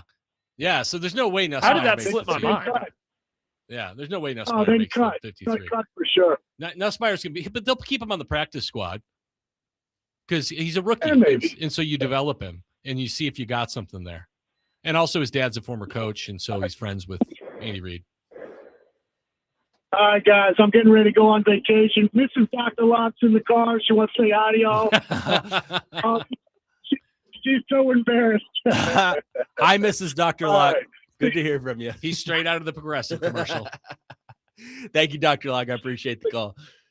We love Dr. Locke. He gives us a hard time about the SEC. That's my sometimes. first time I've had him on. Yeah, the guy who hasn't Is he an called Ohio him, State fan? he's big. He Ohio loves State to bag the SEC. Loves it. Well, I kind of do too. So, you know. The- Hey, when was the last time an SEC team played for the national championship in college football? that would be 22. It's been 3 long years Yeah. without a team in the championship. Yeah. Yes. Call Dr. Locke up. See what he has It's to say. about do or that. die for Texas this year. The one caller that hasn't called this week, and I'm really disappointed in, because that was the main thing I was looking forward to when I was told I was filling in. Where's Trey? Yeah. Trey's So the man. Trey actually called in either on Monday or Tuesday, but then he hung up. He usually calls it like It's early. like 9:15. Yeah, he's a 9:15, Yeah. 9:30 guy. But you know, he probably saw Jake wasn't on and just bailed. Yeah. Understandably, if I would have seen Connor's face, I would have bailed too. I'm a pretty scary guy. Yeah, but he doesn't watch. Remember, he just listens. Yeah, he Oh, just that's listens. right. That's right. Yeah. But he can just hear. He my doesn't facial actually features. own a screen of any type, a TV, computer. He can just hear my facial features. He sits in the car and just listens to the radio. he feels the dials. So Corey, I brought this up to you a little bit during the break. Yeah, we're actually going to talk about something. We are going to talk about something. Terry McCormick was on with Chase and Joe a couple days ago. Okay. and They asked him about Will Levis and his role with the Titans. and Yeah. He seems to think that there are signs within the organization, bodes of confidence given out by Brian Daboll, Mike Borgonzi, and Robert Saleh, that Will Levis is not probably, but Will Levis has a chance to be the backup quarterback for the Tennessee Titans. Is that a role that you think he should be allowed to fulfill here on the roster? If he's better, yeah, then I think he should be. But if he's better, then I'll say no, he won't be. Yeah. Because if he's better, somebody's going to want to trade for him. And that's good. And that's good. And then you're going to trade and you're going to get an asset and you're just going to let Mitch Trubisky hold the clipboard, which is what you're paying him to do. Yeah. I mean, look, that's what this is about. To me, this is about creating an asset. All right. With Malik Willis, they jettisoned him too soon. Okay. And he had played extremely well in the preseason. And they still gave him away for, was it a 7th round pick or like a pick swap? I mean, it was virtually nothing. I think it was just the 7th. Yeah. It was virtually nothing. And, you know, we saw Malik continue to grow there. I pounded the table saying you don't need to get rid of Malik. He has shown a big step forward. Why not keep him and continue to see him develop and let him be an asset? And by the way, now if he has to play, it's not quite so terrifying. Yeah. And so with Will Levis, I've had this fight all spring, really. People saying he can't be a part of this team. You know, it's too distracting. It's like Diego Pavia is not going to be distracting for Lamar Jackson. Will Levis is not distracting for Cam Ward. This is Cam Ward's team. He's quarterback. There's no question about that. Cam Ward throws 3 interceptions. There's nobody saying, oh, put in Will Levis. You know, No. He hasn't earned that. Yeah. He hasn't earned that. And so, you know, but Will is like the first pick of the 2nd round. He was a big commodity for this team. To just jettison him and get nothing in return. Yeah. That doesn't make any sense. And by the way, you also took him that high because he does have talent. He just needs to show he's healthy, number one, and that he's getting better. And that guys are allowed to get better. Malik Willis got better. Yeah. It does. And Malik was as unprepared to play in the NFL as any player I've ever seen in my life. And that's not me saying I don't like him or what. He just wasn't. He was not ready. And the team did him no favors by throwing him out there his rookie year. But so keep him. Let him get healthy. Let him develop. The best scenario is he plays great in the preseason. And then somebody's coming to you with a day 3 pick, not a 7th, for Will Levis because they want him to be their backup. Yeah. That's what you want. You don't want him to beat it. You signed Mitch Trubisky for 2 years. Are you going to cut Mitch Trubisky so that you can keep Will Levis? Because you're not going to re-sign Will Levis to be your backup. No. Because somebody else is going to come and get him. Mm-hmm. Yeah, I would say if he's going to depart from the team, it's not going to be without a return. They're not going to outright cut him, especially knowing what we know about him and knowing the capabilities he had. You brought this up during the break, so I'll bring it up now. The difference between Cam Ward and Will Levis is the longevity of playing at quarterback. Yep. You told me Cam has played. Experience. Yeah, Cam has played since he was like 4 or 5. 5 years old. 5 years So old. he's been reading the defense since he was 5 years old. Will Levis was a tight end in high school Yep. and, switched to quarterback junior or senior year of high school, Yep. even ran some tight end sets when he was at Penn State before transferring to Kentucky. So there's more maturity in the position with Cam Ward. There's more intelligence of, like you said, how to read the field, experience. Yeah, more diagnosing the speed and seeing it. Yeah. But I do think that Will Levis can come into this camp this offseason and prove that he's better. Mhm. He's had a whole year and a half to improve, to get healthy, to work with quarterback coaches out in California. Absolutely. He's had the opportunity to mature and to develop. And I'm not saying that he is ready to be a starter in this league, but he's going to start for someone at some point. Yes, he is. It's not going to be here because I think you're obviously moving forward with Cam Ward. Yeah. But someone is going to take a chance on it. And if he comes out this offseason and shows that he has improved and you get value for him and someone offers you a 5th round pick, I think you take it and give him the opportunity to go be a starter somewhere or even a backup. Like, everybody's looking for Sam Darnold, Malik Willis, Mhm. Geno Smith, even, who, I mean, he's fading a little bit now, but they're looking for guys, because if I'm not drafting in the top 5, I don't feel like I'm getting that guy. Yeah. But is there a guy who's got high-end talent who just took a little longer and they're ready now? That's what a lot of teams are looking for. I mean, that's what the Vikings are looking for. Once they figured out they whiffed on JJ, and they brought in Kyler. I mean, could Will be the quarterback next year in Minnesota? I'm talking about 2027. Maybe. It's possible. Maybe. Yeah, absolutely. Maybe. Could Will be the quarterback next year with the Jets? Possible. Maybe. I mean, what if the Jets win 8 games this year and they're picking well down the line? I mean, then they're looking for a quarterback again. Yeah. So there are teams where you could say, if Will Levis looks good, that they'll give him a look. That doesn't mean they're going to hand him the starting job, but they might bring him in to compete. Yeah, it's a league of opportunity. And Joe says this all the time. And sometimes I agree with it, sometimes I don't. But he says, make all 32 teams say no to you. Yeah. I think he has the opportunity to do that. And I don't think that the Titans are going to try and walk away empty-handed when it comes to Will Levis. Yeah, like with a 16-man practice squad, you can carry 3 quarterbacks. Yeah. You can carry 3 quarterbacks. I'm sorry. You're not going to carry 4. Look, the Titans roster isn't so deep. We're like, we got to cut this guy if we're going to keep Levis. Yeah. Chances are your 53rd is pretty much right on par with the 1st or 2nd guy on your practice squad. Yeah. And you can just elevate, demote. Yeah, I mean, we've seen them carry 3 quarterbacks before when it was Tannehill, Will Levis, and Malik Willis. We saw the Browns carry 4. And we still don't know who the starter is going to be for them this year. They're begging it to be Deshaun Watson. They hope so. They're trying to get some return on that $240 million contract. Oh, my God. One of the worst trades in the history of sports. That's the worst one. In sports, ever, or just football? That's the worst one. Yeah, it's up there. From what they gave up and what they paid him and what they got in return. Yeah. That's the worst. And from where he came from, how they look now compared to how the Browns look. Yeah. Although that quarterback situation is not set in stone right now. He's on a prove-it year. Yeah, which I never thought we would have said 2-3 years ago. Oh, yeah. Well, his rookie year, we thought this is a top 10 guy in the league. Yeah, but then 2nd year took a step back. 3rd year took another step back. And that's what we didn't expect. We expected a step back in year 2. Yeah. We're talking about CJ Stroud. Sophomore slump. But it happens. But to see him take another step back from that was really surprising. That playoff game. He was horrible. He was awful. I mean, he had 4 interceptions. Who's the backup? The kid from Stanford? Davis Mills. He probably wins that game. Yeah. He probably, and the Patriots don't go to the Super Bowl. I mean, their offensive line is bad. Yeah. Well, they've addressed that again this offseason. They've addressed it again. But he made some horrible, horrible throwing decisions. Terrible. Like, he never would have done that his rookie year. No. You want what's changed? Yeah. I mean, I know he doesn't have the same OC. Yeah, because he was under, was it Bobby Slowick? Was his first 2 years. His first 2 years. Slowick, everybody wanted to hire him after the first year, and then they fired him after the 2nd year. Yeah. And he was in Miami last year.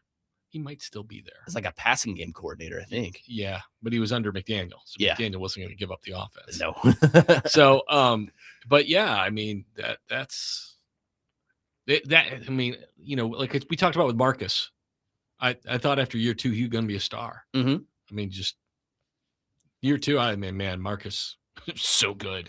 And then he got injured. Yeah, got And hurt. then And he a was year just never 2, the broke same. his leg and was never the same. Yep. It's unfortunate. But I'll always love me some Marcus Mariota. Yep, I just still enjoy watching him play. 615-737-1025 is the phone number. We'll get to some of your reaction, your calls, and your texts. Coming up next to finish out hour number 2. Next man up, Connor Nute, Cory Curtis, Parker Kelly here with you on 1025 The Game.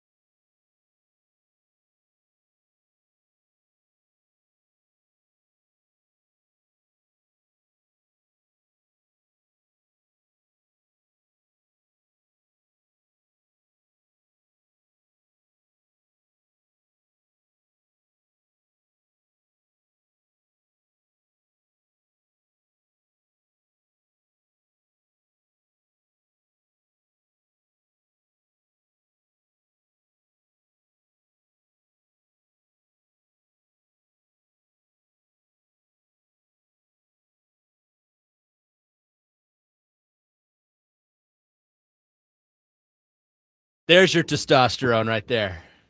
Does that give you the kick you needed? Debbie Harry. Good old Blondie. This gives me a kick. Like, I just feel something with this. Good old Blondie. I'm Welcome not back going to in. hate on Blondie. Super band of the 80s. When the 70s turned to the 80s, Blondie was number 1. No, I'm serious. No, Oh, I she was believe your generation's Ella Langley. I've never heard of that, so no. Oh gosh. He is a massive Ella Langley. I can't get there. I don't know what it is. Again, I never heard of that. She's the current queen of country music. Oh, okay. Well, Which changes on a weekly basis. So modern music, number 1, country music, number 2. I'm not going to know it. And that's like, I'm not ripping on country music people. It's just not my thing. Yeah. That's okay. fine.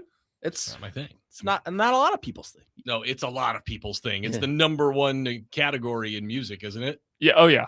Country and Ella Langley's right at the top right now. Okay. She's on a heater. Country is either you love it or you hate it. Here was what's interesting about country. So there are more country radio stations than any other format, correct? Yes. I think Sure. I have no idea. Especially here. And so there are more people that probably, like you're talking about, like country music than anyway, a wider variety. But it's the fallback format. Yeah. When pop singers or rock singers kind of fizzle out, they fall back to country. Ed Sheeran, I think, is doing that. Darius Rucker. Rucker. I mean, Another one. Yeah. Who's the guy with the tattoos and the Post teeth? Malone. Post Malone. Yeah. There you go. There's a lot of guys. I've never really understood Post Malone. No, that but- doesn't make any sense. Yeah. And like I don't know crap about music, but that's just that one doesn't match. I knew Darius Rucker. Hootie? Really? Yeah, well, South Carolina. because I worked in Columbia for 7 years. Okay. And that was when Hootie and the Blowfish made their rise. And I was back when they started their Monday after the Masters tournament. We used to hang out with those guys in the bar, like when they were first starting. I'm not kidding you. That's crazy. That's pretty cool. Yeah. I am a big Hootie and the Blowfish guy. My mom loves Hootie and the Blowfish. I remember. Well, David Letterman loved them. Yeah. And he helped push them forward. But I mean, that album was great. Mm-hmm. I mean, that album was great. No misses on that. I'm so good at getting Cory distracted. Seriously. It's a talent. Okay. We didn't have a lot of time in this segment. I think it's just because I'm very well-rounded and I could talk about a lot of different things. That is true. I am pretty impressed by that. Kenny the mailman's on the line. Yes, he is. 615-737-1025. Let's go to our phone lines. And Kenny the mailman is there waiting very patiently. Kenny, go ahead. Fellas, you're not going to believe this. I'm sitting here listening to y'all talk to music, okay?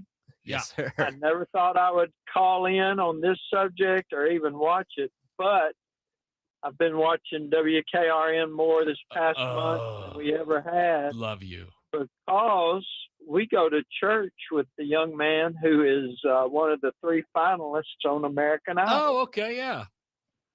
Jordan McCullough, and he is so good, and we've got swept up in it.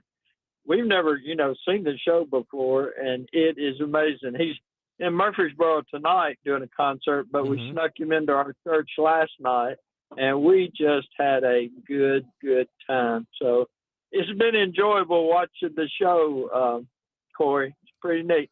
Now, my wife, I don't know if she quite understood the voting concept. Yeah, that's weird. Because yesterday she got 3 people to vote for Jordan for vice mayor of Ashland City. So, I got a vote for county mayor of Williamson County. I got a vote. I don't know if that counts or not, but I just wanted to. And of all the things y'all are just talking about music, so I don't know if y'all watch. The final is Monday night. Yeah. And Jordan, he's just. What's been neat about it, he's as good a person as he is a singer. That helps. So no, it helps. we hope that he just doesn't get overwhelmed by the whole industry thing or anything, but he is really, really good. If I got friends out there listening, remember the name Jordan McCullough. And remember to watch News 2 at 6 Have a and good 10. day. Also do that. Yes. So Nashville, we've had a run. I mean, who was the young lady from Belmont who did well on American Idol? Oh, I know who really you're talking talented. about. Really talented. Oh, Jordan. Yes. I know who you're talking about. Yeah, no, really talented. But here's the original Nashville connection. This is crazy. All right. Mm-hmm. It was like season 1 or 2 of American Idol. There was a contestant named Cory Clark. All right. Young, good looking guy. And there was controversy about an alleged affair between him and Paula Abdul. Oh. Well, you know who Cory Clark's sister is? Who's that? Caitlin Clark. No. Oh. Same right sport. Oh.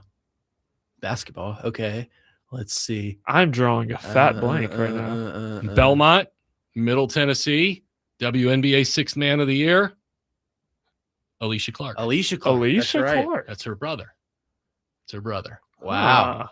It always comes back to Nashville. Yeah. So, and we're coming back to sports too. You know, we tied it in. We tied it in. I don't know if Alicia has musical talent or not. I would bet she does.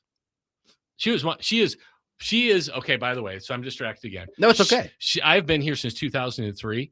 She is one of my 5 or 10 favorite people that I've met since I've been here. I interviewed her when she was a senior at Mount Juliet High School. It was the single best interview I've ever done with a high school athlete. She was great. Yeah, she was great. That's awesome. She was great.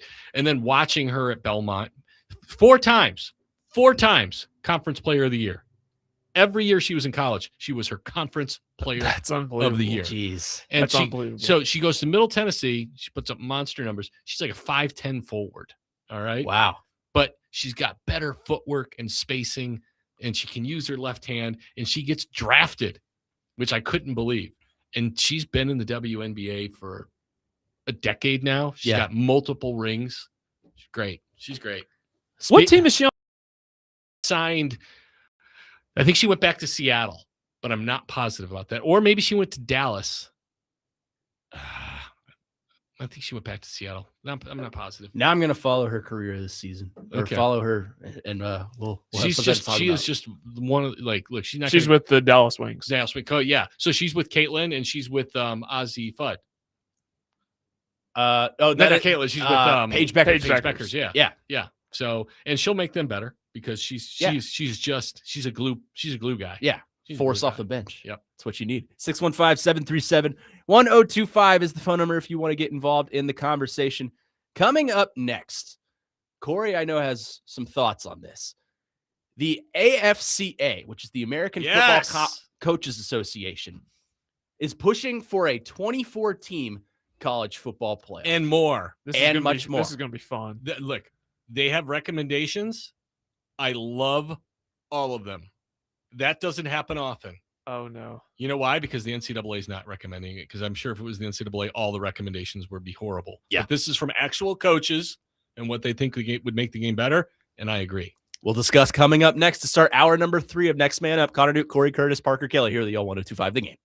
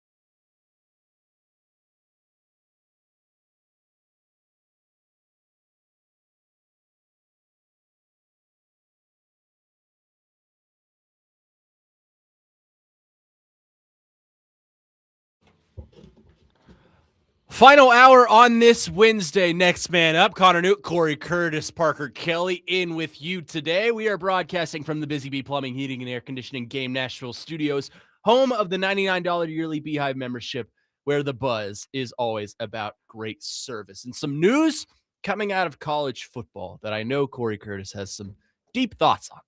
The American Football Coaches Association, the AFCA, which is a committee comprised of real college coaches, real coaches that see the game every single day, have shared some ideas on what to do with the college football playoff. They are as follows.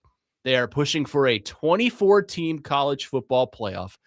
They would do away with conference championships, meaning they would immediately start the playoff on the week of conference championships, and the season would end in mid-January. Cory Curtis agrees with all three of these things. Love it. Why? Love it. Okay, first off, conference championship games are only there for one reason, and that's to make more money. Agree. Okay, so we don't need them to decide who's in the playoffs.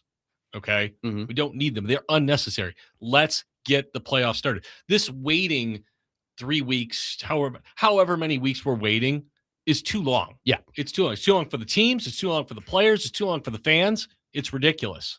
It's ridiculous. Let's get the party started. Okay.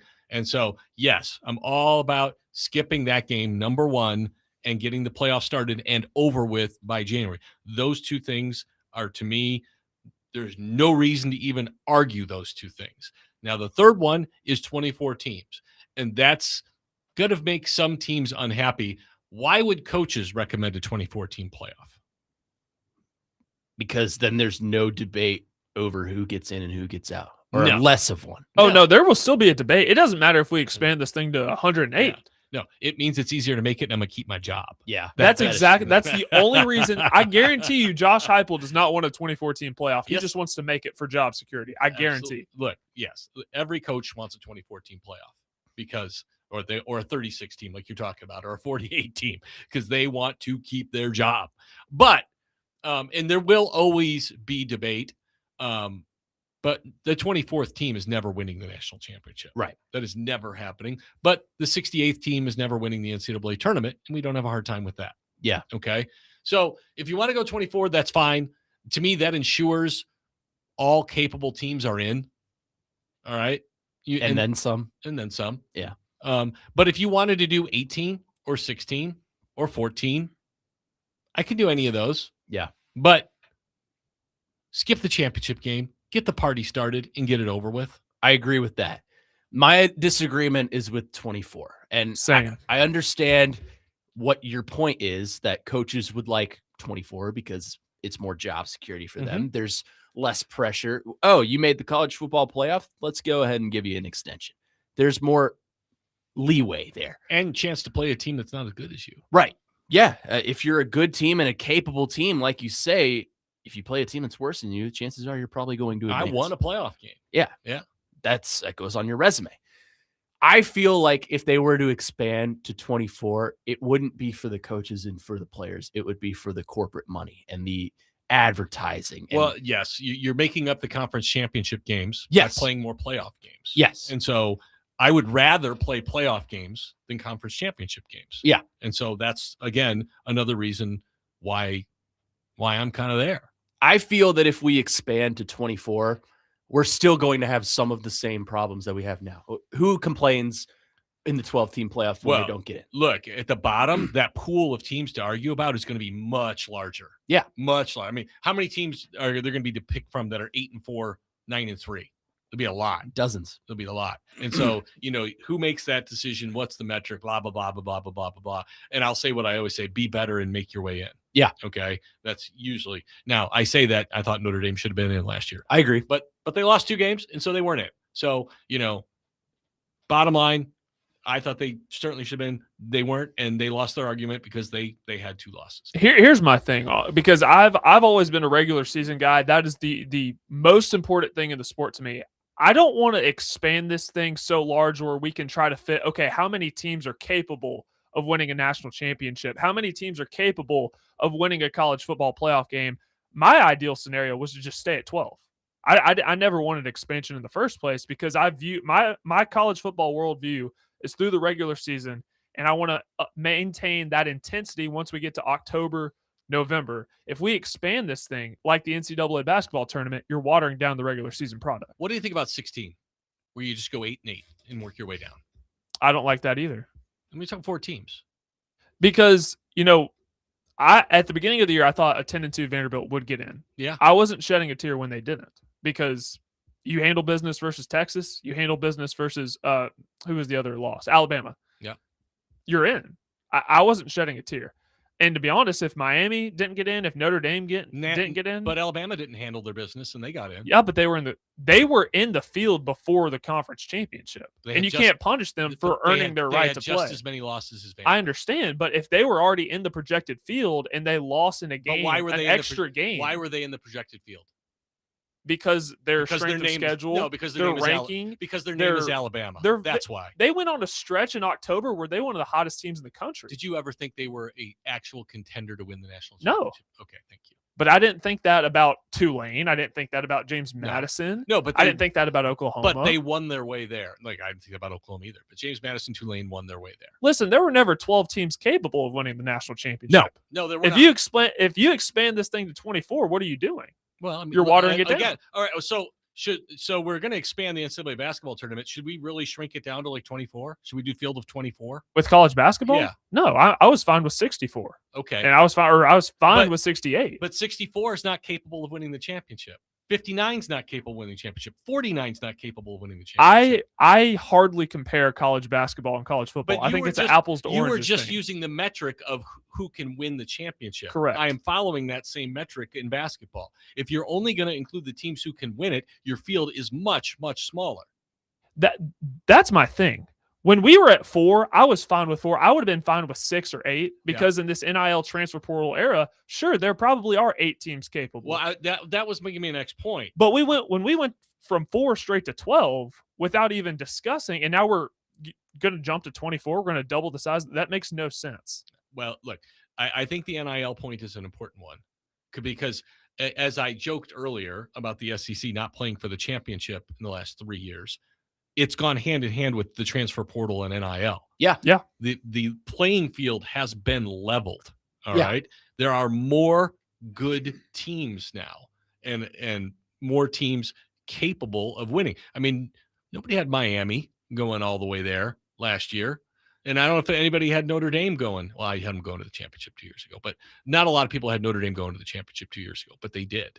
And so you're going to see more of that, more of those teams, that are able to balance the rosters through money, through the portal.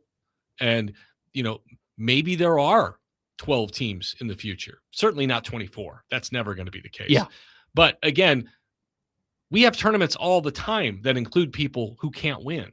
The Masters golf tournament has half the field who has absolutely zero chance of competing on Sunday, but they're there. Mm-hmm. Okay. There's a way to earn your way into tournament fields in every sport. And that's it. You earn your way there. Whether you're actually a championship contender or not, you earn your opportunity to show. Boise State needed the opportunity to go to the Fiesta Bowl and kick Oklahoma's ass. Okay. And when they got it, they did it.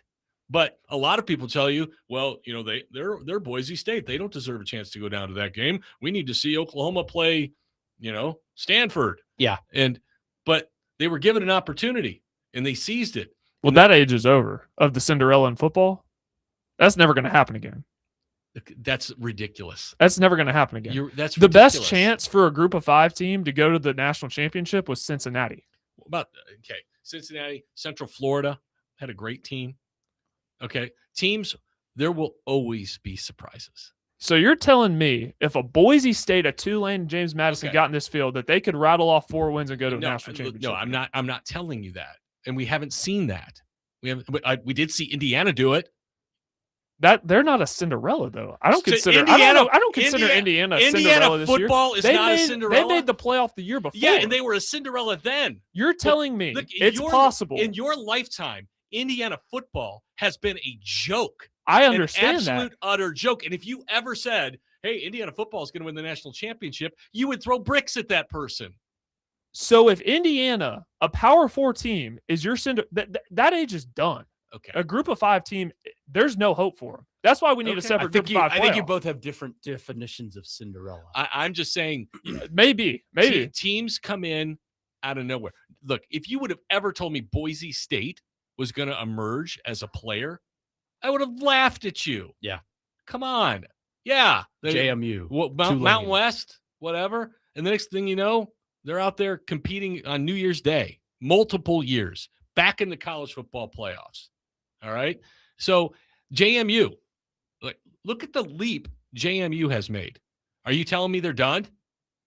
And okay, theoretically, James Madison and Georgia are competing for the same trophy. Okay. They're not playing the same sport. No, they're not. So why include them in the 12-team playoff? Because it's the same thing as the NCAA tournament. You earn your opportunity to show what you can do against the best. And they get splattered. That not every time. It's over. It's not going to happen. Okay, so Because you've decided, I'm Parker, you play in this conference, you can't possibly do it. Butler can't possibly go in back-to-back national title games, so we're not even going to invite him anymore. Is that what we're doing? Good Group of 5 teams get punished because their best players transfer to the Power 4 level. That's fine. That happens year in and year And out. you know what? They cannot compete. They don't have the financial budgets to compete. There are other Power 5 players that funnel down to those schools that can come in and play. And guess what? If they fit a system, if they fit a role, and the coach is worth a damn, he gets the most out of them. The most talent doesn't always win. All right. If the most talent won every year, Kirby Smart would have 17 national championship rings on his hands and toes. Okay, let's assume James Madison were to beat Oregon this year. Then you have to go beat Texas Tech. Okay. Then you have to go beat Indiana. Okay. And then you have to go beat it's just not going to happen. I know it's probably not going to to happen, but you earn the opportunity just like the basketball tournament, just like the baseball tournament. Why is this different? Listen, I am pro Group of 5. That's No, why you're not. I want a Group of 5 playoff to give them a trophy they can actually win. They're never going to win. They're never going to compete for the same trophy as Georgia. Okay, so should we have a separate NCAA basketball tournament? Again, apples to oranges No, comparison. it's not. I don't put them in the same boat. Okay, so you're telling me the OVC is going to march on to the Final Four? TSU's going to rip off Iowa State and then beat Tennessee? If we're talking about the NCAA Kansas? basketball tournament, look at the last 2 years. NIL has decimated the Cinderella. It's basically dead too. It's an ICU. So do we need to have a separate tournament for the smaller conferences? He's on the phone. Yeah, because somebody's calling him up to tell him he's stupid. I disagree. I love Parker, but the argument's terrible. I mean, I semi-disagree with it. I am not a fan of the 24-team expansion just because I think fine. It creates more meaningless games. Not meaningless. Maybe that's not more you're predictable. More predictable. Predictability yes. is the word. I get that. But saying that a Cinderella is dead in any sport, no, I think is a bad argument. It's dead in football. It is absolutely dead in football. We've never seen it in football to the extent we've seen it in To basketball. be a Cinderella, you don't have to win it all. Yeah, you just got to make some noise. You got to make some noise. That's it. Look, VCU. What is the prize for Group of 5? Here's an invitation to play in Eugene, Oregon, and then you get blown out. Congratulations. Here's the prize, all right? Northwestern. I grow up. Northwestern is the laughingstock of Division I football. The laughingstock. Horrible. They hire Gary Barnett. Mm-hmm. They invest in the sport. They get to the Rose Bowl. People are talking about Northwestern coast to coast. Their admissions requests, they increase tenfold. Okay. People now want to go. I mean, Northwestern's always been a great school, but now nationally, everybody knows about Northwestern. Yeah. All right. They're on the map. People are talking about them. I mean, that's their prize. That's their prize. Joe Dubin, do you want to count Middle Tennessee out? Yes. No, he doesn't. There was some hesitation. Yeah, he hesitated right there. I don't. He said yes. He gave a yes, no. I mean, if we're going off traditionally bad programs, we live right down the street from one. Yeah, Vanderbilt. They were a laughingstock for years, and we were talking about them going to the playoffs. Yeah, they were on the bubble the entire year. I think they could make it there this year if they tried. We'll see. Indiana has proven that it doesn't matter. I mean, the second losingest program all time. Yes, in college football. Which backs and up they just won the national championship. Okay, so if a Power 4, That doesn't make any sense, Corey, because when I think of a Cinderella, I think of a group of 5 team going on a run. You're talking about a Power 4 team. Okay. All right, hold that. 615-737-1025. Our phone and text line's driven by WilsonCountyHyundai.com. We'll have more first take. Next man up on the other side. We'll get to your calls and texts as well. Cory Curtis, Connor Nute, Parker Kelly here with the 1025 The Game.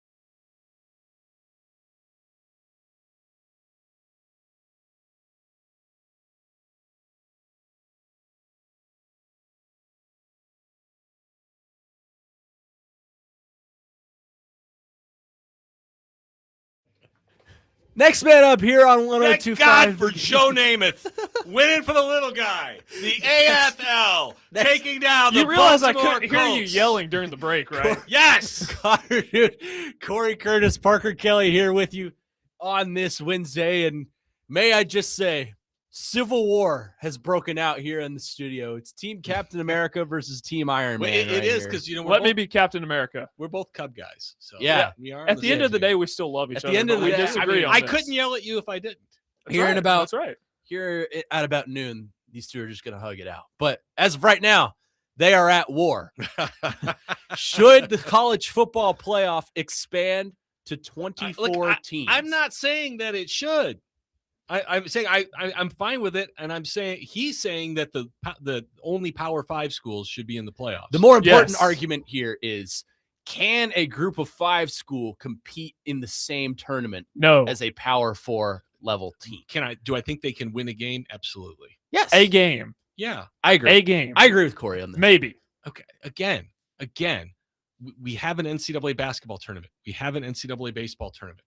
And these teams all get invited, and you have no problem with that. But in football, Here's they why don't these get the opportunity. here's why these sports are different. Okay, no, Because no, football, it's about strength, size, speed. If you have a bigger basketball has nothing to do basketball- with that. it's literally about a bounce of the ball. Okay. Sometimes you can No, have an it's off not. shooting Okay, night and the it's other team not. can be hot. Parker, this is what it is. In okay? football, people are manhandling each other. You can't do that in basketball without Parker, fouling. It is about the dream. Okay, no one dreams of winning the Division II championship. No one dreams of winning the Little Four championship. All right, every little guy dreams of beating Goliath, even if it's just for one round. Okay, That is the dumbest thing. that is I have not ever the heard. dumbest thing. He's right. I It's- want to win the it's right. championship. It's- If I get in the I field, do my too. goal is to win the championship. But I don't want to it's win a game also and lose. about the opportunity to step in the ring, look another person in the eye, and say, I am, and go toe-to-toe with that person and prove to yourself you're as good as you think you are. And if you're not, then you pick yourself up and you come back and you try again. But you need the opportunity to try. I'm all for that, and I get that. I get the competitive spirit there. But Tulane and James Madison and teams like that do not have the financial revenue, whatever, to compete with the big boys. All right, here's what I think. I think you're both right on some level. I agree with Cory in that He's smarter. in that they Wrong. these on this.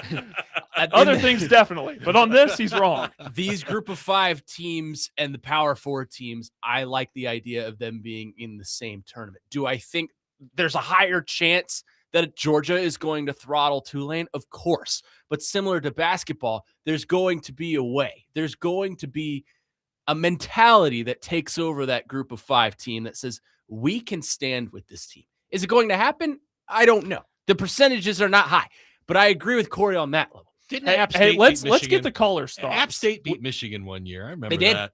That was before NIL and transfer. portal. Oh, okay. I'm sorry. Things are totally different today. It's not. Yes, I actually, mean, yeah, yes. you know what? It is because there's more good teams now. If we want to it use the flattened the basketball, curve, and now we have maybe 8 to 10 teams that can compete for a Yeah, national instead of 2. championship. Instead of 2. Congratulations! It's much better. if we want to use the basketball example of Cinderella, High Point beat Wisconsin this year. VCU beat North Carolina. Santa Clara took Kentucky to the limit. and what happened? What happened after? They won the game. Did we have any double-digit seeds besides Texas in the Sweet 16? No, but they won the game, and that's the point Cory's trying to make. We used to have teams like Loyola Chicago going to the Final Four. I don't think, to your point, Parker, I think the odds of a group of 5 team winning a national championship are slim to none. But I understand why they are involved, because it gathers fan bases from across the country. It gathers fan bases and players and teams from across the country into one tournament for one common goal, to You don't bring think- home a national okay, championship. If there was a group of 5 football playoff, would you watch? Would y'all watch? no, No, You wouldn't watch. that's why they're in this one. no, You don't watch the FCS play. Well, no. this is also. I don't. This is does also that? coming from. You would watch. I would watch. If Southern Illinois was playing in it, I'd I would watch watch. the FCS. I would watch a group of But 5. that's because I playoff. went there. But if you want to watch Miami of Ohio play against Utah State, have at it. And you're telling me a team like CBS, who doesn't have any postseason college football, wouldn't be begging to get that. They could get a media rights deal. That's fine. But This could happen. do you want to hoist that trophy? I will tell you this. If I am Tulane, I would much rather have a 1-1 record in the college football playoff than host the Group of 5 You're championship trophy. insane. I No. mean, it's You're an insane. It's No. an asterisk next to your group Let's of get the five. callers' It's a group, thoughts. it's a Group of 5 trophy. Nobody's Let's going get to the care callers' about thoughts. it. It's like Let's- that. let's A hear bag from of the people. peanuts is a bag of peanuts. It's like winning the NIT. No one cares. Thank you. It's the NIT. That's exactly what it is. 615. Except you're They're not relegated. competing for the same. They You're- shouldn't be competing for the same trophy. It's ridiculous. They're all competing for the same trophy, Parker. UL Monroe and Georgia Yes. are competing for the same Yes. trophy. What Yes. on earth makes you think that's fair? All right, let's get to the caller. 615-737-1025 is the phone number. Keegan is first up on the line. Keegan, go ahead. Yeah, I mean, wow, fellas, wow. My thoughts I exactly. Yeah, Parker, I think he's wanting me to get to the callers because, I mean, me and Parker, we get along, and I got to say, I'm on his side on this one. Thank you, completely. Keegan. You're on the side of I'll be justice. honest. Yeah, it is the side of justice. I'm hearing comments such as UL Monroe and Georgia are playing for the same trophy at the end of the year. I'm hearing comments about, NCAA basketball, you put all these small schools in, everyone loves an underdog. I mean, like, can we just look at what's actually happened? I mean, Cincinnati went, got dog walked. Boise State went with Genty, got dog walked. JMU, Tulane, dog walked both of them. It made the playoffs look bad. Okay, Tennessee got dog walked. Should they be back? Well, I'm not a Tennessee fan. I don't care what happens. Okay, no, but I'm just saying there are I mean, plenty of what's that power got to do conference anything? teams that get absolutely See, destroyed. that's where you lose the. Yes, I don't. yes. I don't do that. Based Go on look at the results. You scores in can the have first round. Power There are Five schools Power get 5 dog teams that walked. get just ripped. This is my point. It's not That's fair. fine, but you're putting one Power 5 school against an entire conference. Keegan, let me Like, ask you this. yes, people in the SEC get ripped all the time, but they're still SEC level schools. You know, we're talking about a team that's going to get ripped by the SEC, Look, then turn around and go play Coastal Carolina. it's their opportunity to show that they're more. That's it. Keegan, let me ask you this. I know you're a Memphis guy. Memphis is obviously Yes, a group of 5 school. Yes, Should- sir, they are. Should Memphis and Georgia be competing for the same trophy? Well, I'll tell you this, and you can probably go back and ask Jake and Parker. When I first started communicating with the show, a lot of it was about Memphis. They started the season really hot last year. I had some high hopes from them. I'll tell you what, we went and played Penn State in the Cotton Bowl, our best year in school history, and we lost by 4 scores. Do you think that makes me want to go see Memphis play Georgia Thank or you, Alabama Keegan. or Ohio State? What would you rather hoist? A group of 5 trophy or beat Georgia in round 1 and then lose to Oregon in round 2? Well, the trophy would stay at the university. But you beat victory Miami of would die with the memory of all the people that watched. You beat Miami of Ohio in the championship game. Okay, you got a huge win over what are they? The Bobcats? Oh, that's The Ohio. Redhawks. Utes. The Redhawks. Red Hawks. You beat the Redhawks for the group of 5 championship, or you knock off Georgia in round 1, and then you go lose to Oregon.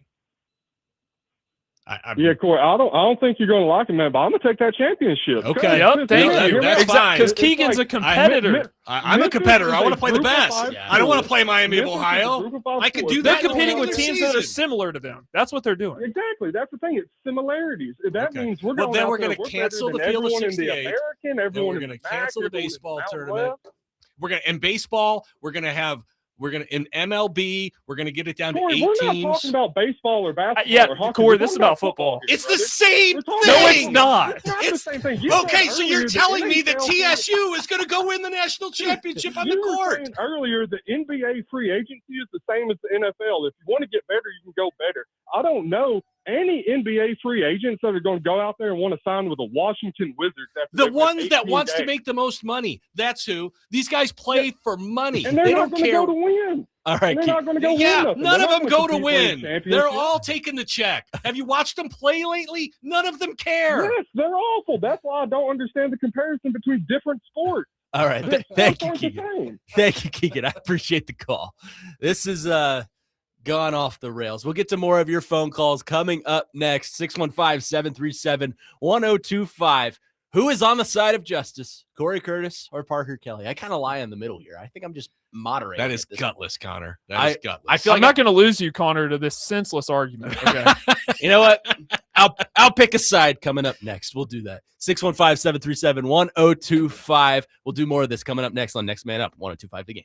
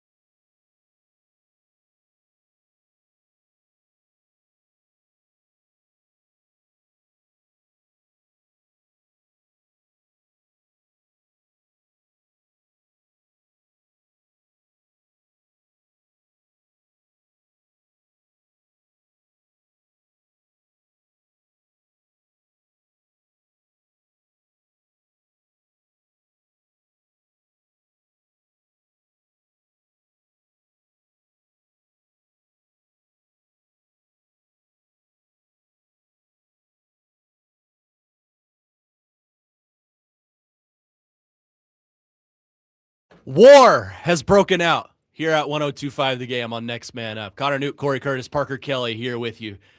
The lines are loaded. The texts are flying in. It is war between Parker Kelly and Cory Curtis. Cory Curtis says G5 should be involved in whatever college football playoff they pump out. Again, we're talking about one team. Yeah. Usually. This year was an anomaly where it was 2, and it shouldn't have been 2 because, again, I will continue to pound the table that Notre Dame should have been in the field. I agree with that. All right? So I am. But teams can earn their way in. Yeah. It can happen. And Parker Kelly says that no group of 5 team can ever compete with the top of the Power 4. No, that's nonsense. In this era, their Cinderella is smoked, roached, dead. ICU was, they're done. I'm going to track this season, and every time the little guy knocks off the big guy, you're getting an email. Please. Quickly, let's go to our phone lines before I give you my assessment of things. Tim has been on the line with me very patiently. Tim, go ahead. Corey, yeah, you're an intelligent guy, or at least I thought so. You're going to disagree with me here. Listen, you said Vanderbilt at 10-2 did not deserve. Vanderbilt will probably be the only SEC. I did not say that. Wait a minute. That ever with a 10-2 record that didn't make it. James Madison, or Tulane, if they played Vanderbilt's record, they wouldn't have won 6 games. If Vanderbilt had played either one of those records, those teams' schedule, we'd have been in the playoffs. I never said Vanderbilt didn't deserve to be. Yeah, in. you did not. I just said we knew they weren't in at the end, and I said they deserved more consideration than they got because I think Alabama got in strictly on being Alabama. Thank you, Tim. But yeah, I mean, you can always say that. You can always say take Georgia's roster and go play in the MAC. Yeah, I mean, you can't play the hypothetical game like that in this situation. No, you just can't. I mean, you play who you play. All right, here's what I think. Okay. I think both of you have some great arguments. Cory, I agree with you. I have never been, I used to be, and then I realized, wait a minute, we need continuity across all sports. The group of 5 should be involved in whatever iteration of the college football playoff comes out because they're all under the same umbrella. You have continuity across sports. The group of 5 is involved in college basketball, college baseball, and you can make the argument that all those sports are different than football, which is true. But the little guy should always be given the opportunity in this environment. However, I agree with Parker's point in that football is a different sport and a different animal than basketball and baseball. It's basketball and baseball are more randomized. Football is a lot about size and skill. And not to say that those other sports aren't, because they are. But I feel that you cannot really use the March Madness comparison to this. And I don't know. And all the texts are flowing in right now. I am coming after Kentucky, but that's okay. I'm convincing you, aren't I? I mean, if I were to pick a side here, I lean a little bit in the direction of Parker Kelly. That's fine. But I see your point, and I like some of your ideas as well. I don't agree, though, that the NCAA basketball tournament is any different. Those schools have, if you're saying the football teams have no chance, they have no chance. The MEAC, the SWAC, the OVC, they have no chance in the basketball tournament. None. Yeah. I mean, the same could be said for the football. I mean, they have. And in the baseball tournament, those leagues have no chance. Ultimately, it comes down to about 4 or 5 teams that you think are capable of winning the national championship in any tournament. We can't go across sports like this. Oh, but yes, I we will can. say, good Lord, with college baseball, Oral Roberts has made it to Omaha in the NIL era. So is Murray State. Coastal Carolina made it. Yeah. Coastal won a national championship. Coastal Carolina, I put in a little separate bucket. Why? Because they've well, I take like Cal State Fullerton, right? I mean, they've traditionally been a powerhouse. Yeah. Wichita State was a power for a long time. Sure, yeah. Yeah, I mean, Gonzaga in basketball. Yep. They're a powerhouse now. So, and they're not a Power 5 school. I guess we should keep them out. Yeah, I don't agree with that sentiment. But let's keep them out. I'm just talking football. Football because here. Football's special. Yeah. You keep the group of 5, create their own playoff. I'm pro. This is a pro group of 5 argument here. No, it's not. I want them to compete for a trophy they can actually win. I want the Memphises of the world to actually be able to hoist a trophy they can win. Yay, we beat Miami of Ohio. We're the I don't best want of them to everybody else. maybe Yeah. we'll It's win the one NIT. game. Maybe we'll win one Auburn. game and get Auburn. blown out by Oregon. Auburn. Is Auburn like parading that NIT trophy all over the Southeast right now? They shouldn't be. They but significantly won were it. underwhelming But this they year. won it. They won the NIT. It's just as good, right? Yeah, I don't agree with the group of 5 playoff because I think it would always have an asterisk next to the big one. Look, if you want to have a group of 5 playoff and include the top group of 5 team in the big playoff, You need to have separate rankings. no, they just Okay. they qualify out of what that. are some of the texts saying? Because we had Keegan call in. He's a Memphis fan, and he said after seeing them get blown out versus Penn State in the Fiesta Bowl, Okay, he I would be in watched favor of them. I watched Southern Illinois get destroyed by Duke in the first round of the NCAA tournament in 1994, I think it was. And you know what? I wanted to be back the next year. I wanted to be back so bad. I did not want to play in the NIT. All right. We're I did crossing not sports again. Yes, we are. And you know why? Because it's opportunity. It's opportunity. We lost by 40. All right. We weren't close to good enough. And you know what? All it made me do was be hungry for us to be better and to get another chance to take another swing. Here's another reason why I can't compare the two. Cinderella's dead in football. It's in the ICU. It still has a chance, at least, in basketball. Football, it's dead. How many number 1 seeds were in the Final Four this year? 2, Were there I 2? think. Yeah, Michigan and Arizona. Arizona. What were the other seeds? 3 and 2. Okay. There we go. 615-737-1025 is the phone number. We'll wrap things up with your texts coming up next right here on Next Man Up at 1025 The Game.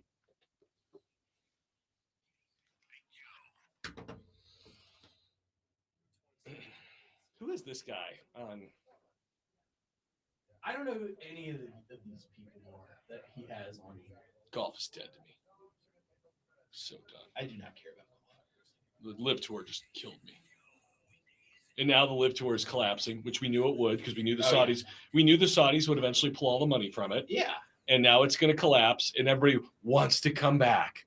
You know what I would tell every one of those guys? Go start your own league. Yeah. Go start your own league. We'll be okay. Yeah. You made the choice. Yes. You took the blood money. You know, Messi got offered $1 billion to go play in Saudi Arabia. He turned it down. Because it's not competitive. No, because they're freaking terrorists. Yeah, that's why. That's true.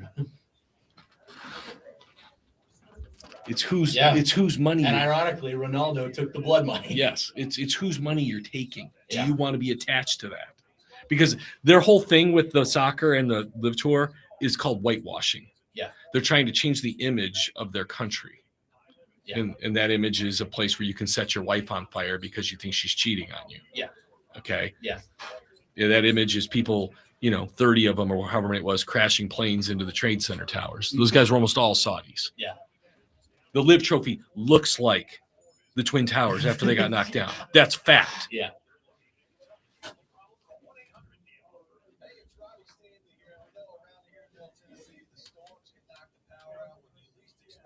That's why my boss asked me, "Are you going to cover the Live Tour last year?" No, I am not. No, thank you. I said, "No, I'm not." Yeah. If you're telling me I have to, I will go. But I am telling you, if it's my choice, no. He said, "Well, why not?" I go, and I said, "Pull up the picture of the trophy." And after that, he goes, "Okay." It's not cool. I can't support that. And by the way, I don't know what they're playing for other than money. Yeah. No one cares. Yeah. I mean, it's just a bunch. Secondary league. It's a bunch of guys going out playing for a bag. They're not playing for a championship It's with like, any brand Would recognition. you rather win a Super Bowl or would you rather win the UFL championship? No one gives a shit. Yeah. Or some Saudi Arabia starts some football league over there. Yeah. The winners all get $10 million or $100 million.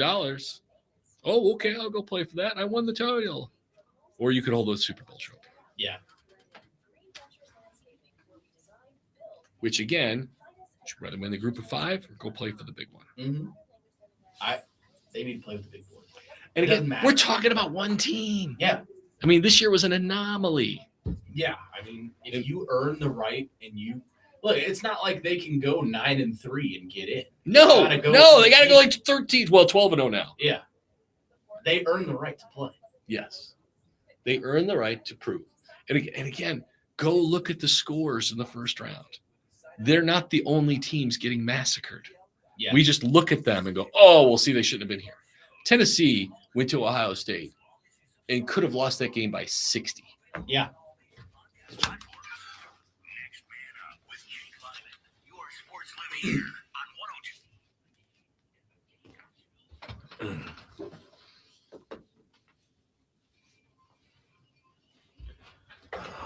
One final segment before the peace treaty is signed between Cory Curtis and Parker Kelly. The accord is already out. The pens are out. Yeah. The draft has been drawn. We just need signatures. Oh, what was the name of the accords in Captain America Civil War? The Sokovia Accords. Sokovia Accords. Yeah. How about we settle on this? We're both good with no conference championships and just starting the playoffs and getting them done by the middle of January. That is something that I could talk about. Okay. Yeah. We'll sign that and we'll work on the rest. Yeah. Let's quickly get to some of your texts to wrap things up. Jeremy in Clarksville on our text line says, I'd rather beat Miami of Ohio for a trophy than get blown out by Georgia in football. But I'm talking about okay, that's fine.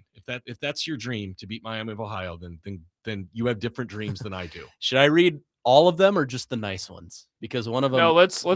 You can be mean to me. I don't care. No, it's not to you. Oh. Be mean towards me. I don't care either. Steven Clarksville says Parker sounds really, really silly.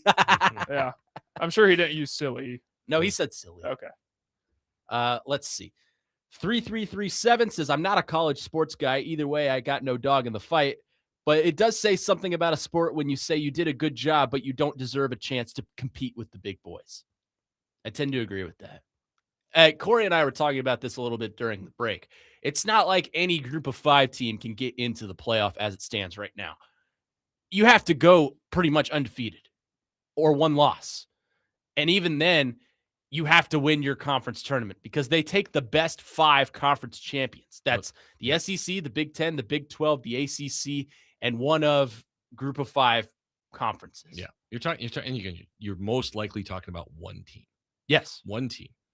So it's one team. And I feel if you contradict yourself by saying, yeah, they're a top 10 team in our rankings, but they don't get to play with the big dogs. Well, I feel like they're that's not the big dogs. They're not. But they've earned the right to play with big Oh, dogs. congratulations. Here's your participation trophy. Isn't that what coaches have been trying to get rid of for decades? I feel like if you have a group of 5 playoff, that is your participation trophy. Participation trophies are stupid. Yeah, it's like the NIT and your power. And Okay, if you want to get rid of the NIT, I don't care. Yeah, but you want this group of 5 trophy that means Because absolutely nothing. Here's the thing. It's their opportunity to compete for a national championship they can actually win. Oh boy.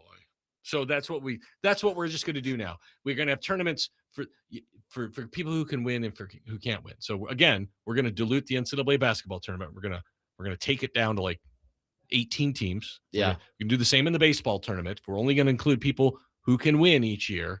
All right. It's okay. This will be my last argument. The parting arguments, the final statements. This is America. This is sport. This is the place. These are the places where dreams are made of. Okay. It is okay to dream and to dream big. All right. When I got into sports broadcasting, it wasn't to do weekends in Marquette, Michigan. I dreamed of covering the biggest events at the biggest times on the biggest stations. Okay. Mm-hmm. And that's okay. That's okay. Maybe I didn't get there. Maybe I'm what you would consider a mid-major right now. You know, I've fulfilled a lot of dreams though. And I'm happy with it.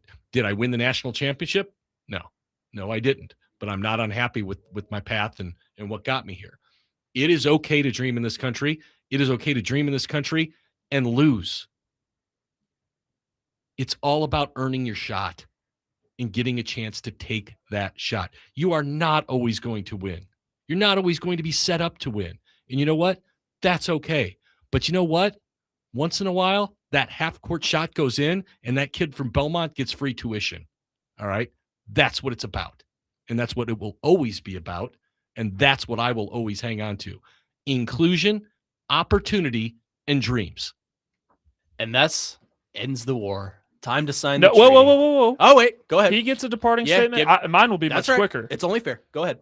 So, we both agreed that NIL and transfer portal has changed the sport. Yeah, right? there's more good teams. You're basically with a group of 5. If you include them with the big boys, even though the group of 5 is not the big boys, Maybe you were tying the group of 5 one is hand still behind their figuring it out. back. Yeah, maybe they're figuring it out still.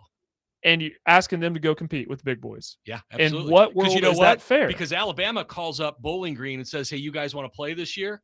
Not only is America the country of opportunity, but it's also the country of justice. And justice needs to prevail with this college football playoff. That's why we need a separate Group of 5 playoff. No, that's exclusion. Thank you. That is In conclusion, that is called exclusion. You've already had your closing statement. Well, yours was terrible, so I had to rebut. In conclusion, I agree with Cory that the Group of 5 should still be implemented into whatever college football playoff iteration we have. However, I do agree with Parker that we can't use sports across the board. But that's just my opinion. That'll do it for us here today. You guys are all dead to me. Yeah. That'll do it for us here today on Next Man Up. Cory, thank you, sir. Appreciate the time as always. It was fun. Yes, sir. It was always fun. Tomorrow, of course, TD Thursday, Teron Davenport will be in with me. Parker Kelly out to go celebrate his wife's graduation. So that'll do it for us here. I'm Connor Nute. Coming up next, Jason Big Joe. You're listening to 102.5 The Game.